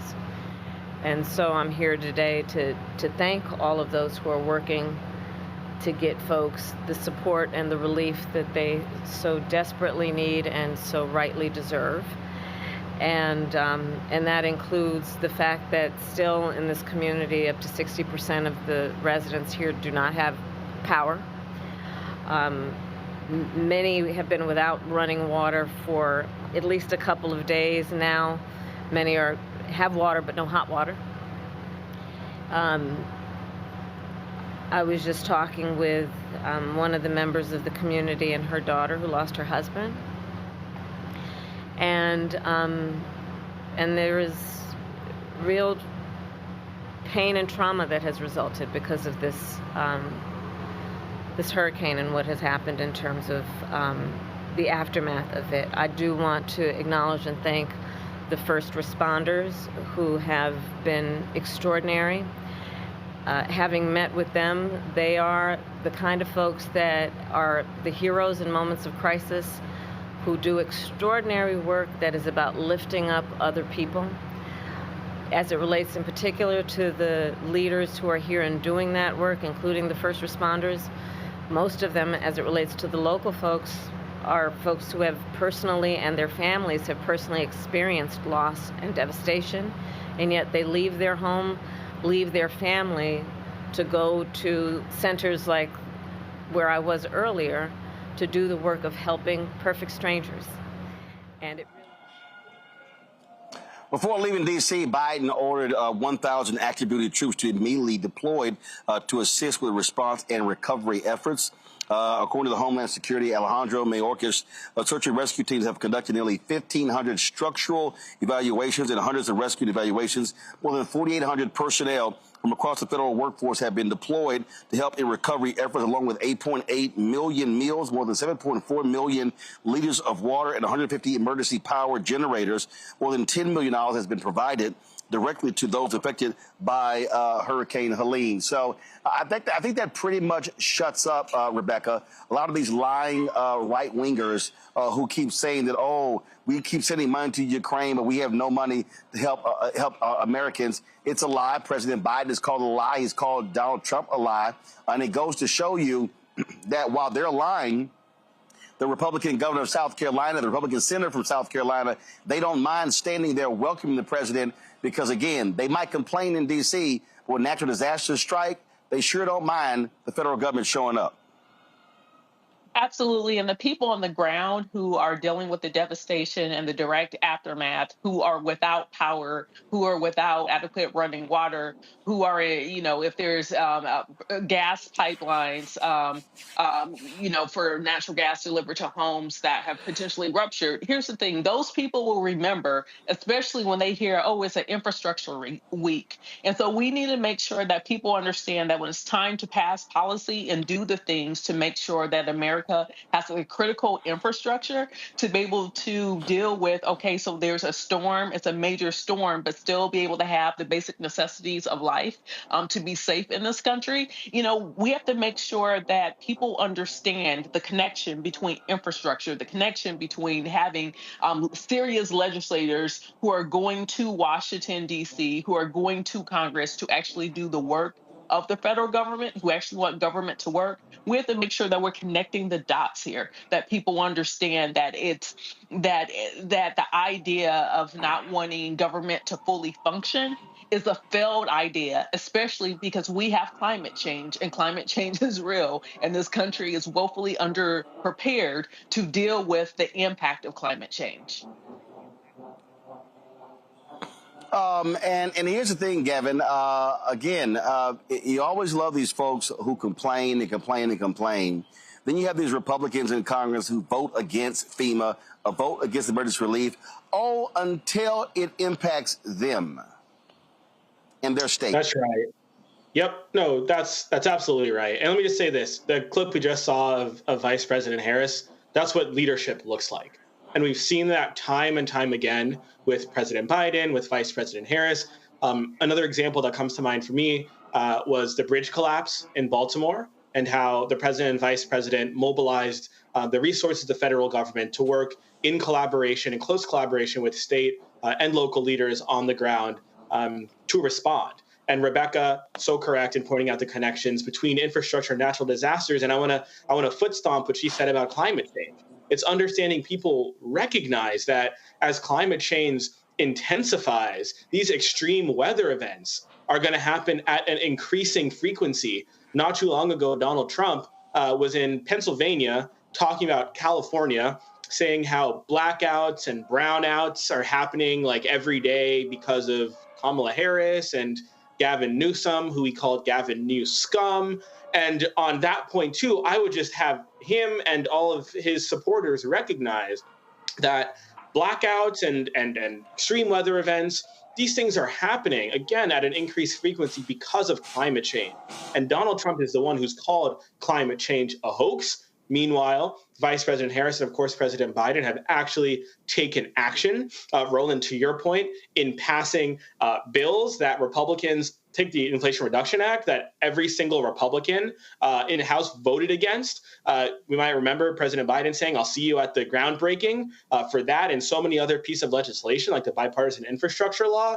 Those are the bills that are helping to future-proof and weather-proof our country so that we don't just have to keep responding to these events, but we can actually get ahead of them, prevent them from happening, and also create jobs and grow our economy along the way. So I really do hope, and I aspire that one day we can have a government in which things like fighting the climate crisis and upgrading our infrastructure are truly, truly bipartisan, that leaders on both sides of the aisle can come together, agree on this legislation. But until then, I hope everyone recognizes that of the two choices for president, it's clear that Vice President Harris is going to be, a leader who will continue to demonstrate leadership and work to get ahead of these events. Well, Teresa, let me also remind folks, when Trump was there, he withheld funding for North Carolina for 2 weeks. And when you had natural disasters, he played politics. He wanted folks to kiss his behind. In fact, Governor Roy Cooper said that North Carolina only got 1% of the amount of money they were requesting when it came to disaster relief. I think about Houston when the hurricane hit there, and then you had the same thing. Governor Greg Abbott, Republican, did not send any resources to Harris County because he wanted to penalize Harris County because it was a blue county. That's how Republicans operate in natural disasters. They play politics and they play games, whereas Biden-Harris understands they are president and vice president for all Americans, regardless of your party. And that's what people have to remember when they're going to the polls, is when the time of disaster and destruction has taken place in our neighborhoods, our communities, and affected our families, who came to the rescue. And, it's always interesting when I'm also having these conversations with friends and colleagues about the difference between the president, Donald Trump, and the administration of Biden-Harris and what was done. And it's interesting how people forget about these natural disasters that actually, not only it took so long to rebuild, but like you said, the funding was not there. It wasn't there when they needed it. It was too many loops. It was too many calls. It was just too much non-government working on the behalf of the people. And so these type of things, unfortunately, it is happening again, and it's happening during election cycle, but we are still seeing Kamala Harris stand up and be our vice president and still do her job and take a break from being our, presidential candidate for the United States. And so that's what people need to remember. In times of destruction and turmoil, what is our president going to do for us that is not asking for political name recognition or bribery of any kind? All right, then, Teresa, Gavin, and Rebecca, I appreciate y'all being on today's show. Thank you so very much.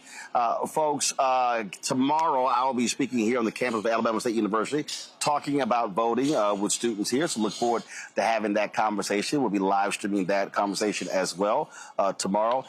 Don't forget, then, of course, I'll be flying back. My man, Dr. Greg Carr, will be sitting in for me as I head back to the nation's capital. Don't forget to support the work that we do here at the Black Star Network. Your support is critical. Senior checking money order, P.O. Box 57196, Washington, D.C., 20037-0196.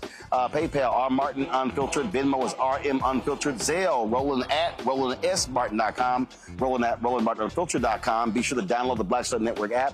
Apple phone, Android phone, Apple TV, Android TV, Roku, Amazon Fire TV, Xbox One, Samsung Smart TV. Be sure to get a copy of my book, White Fear: How the Browning of America is Making White Folks Lose Their Minds. Available at bookstores nationwide. Download the audio version on Audible. Folks, it is homecoming week here at Alabama State. They're playing Florida A&M University, so that's going to be a great game this weekend. And so be sure to, so we'll be, of course, enjoying speaking tomorrow and, of course, talking about issues that matter. My man John Hope Bryant's going to be joining Mayor Randall Woodfin tomorrow in Birmingham at 10 a.m., 10 to 1. And then he's actually going to be in Montgomery tomorrow evening with Mayor Stephen Reed for his book of financial literacy. So y'all be sure to check that out as well. Folks, that's it. I will see y'all tomorrow right here on the Black Star Network. And again, appreciate the folks at Alabama State University for broadcasting the show here, talking with the president, Dr. Ross, as well. I'll see y'all tomorrow. Holla! Black Star Network is here. Oh, no punch! I'm real revolutionary right now.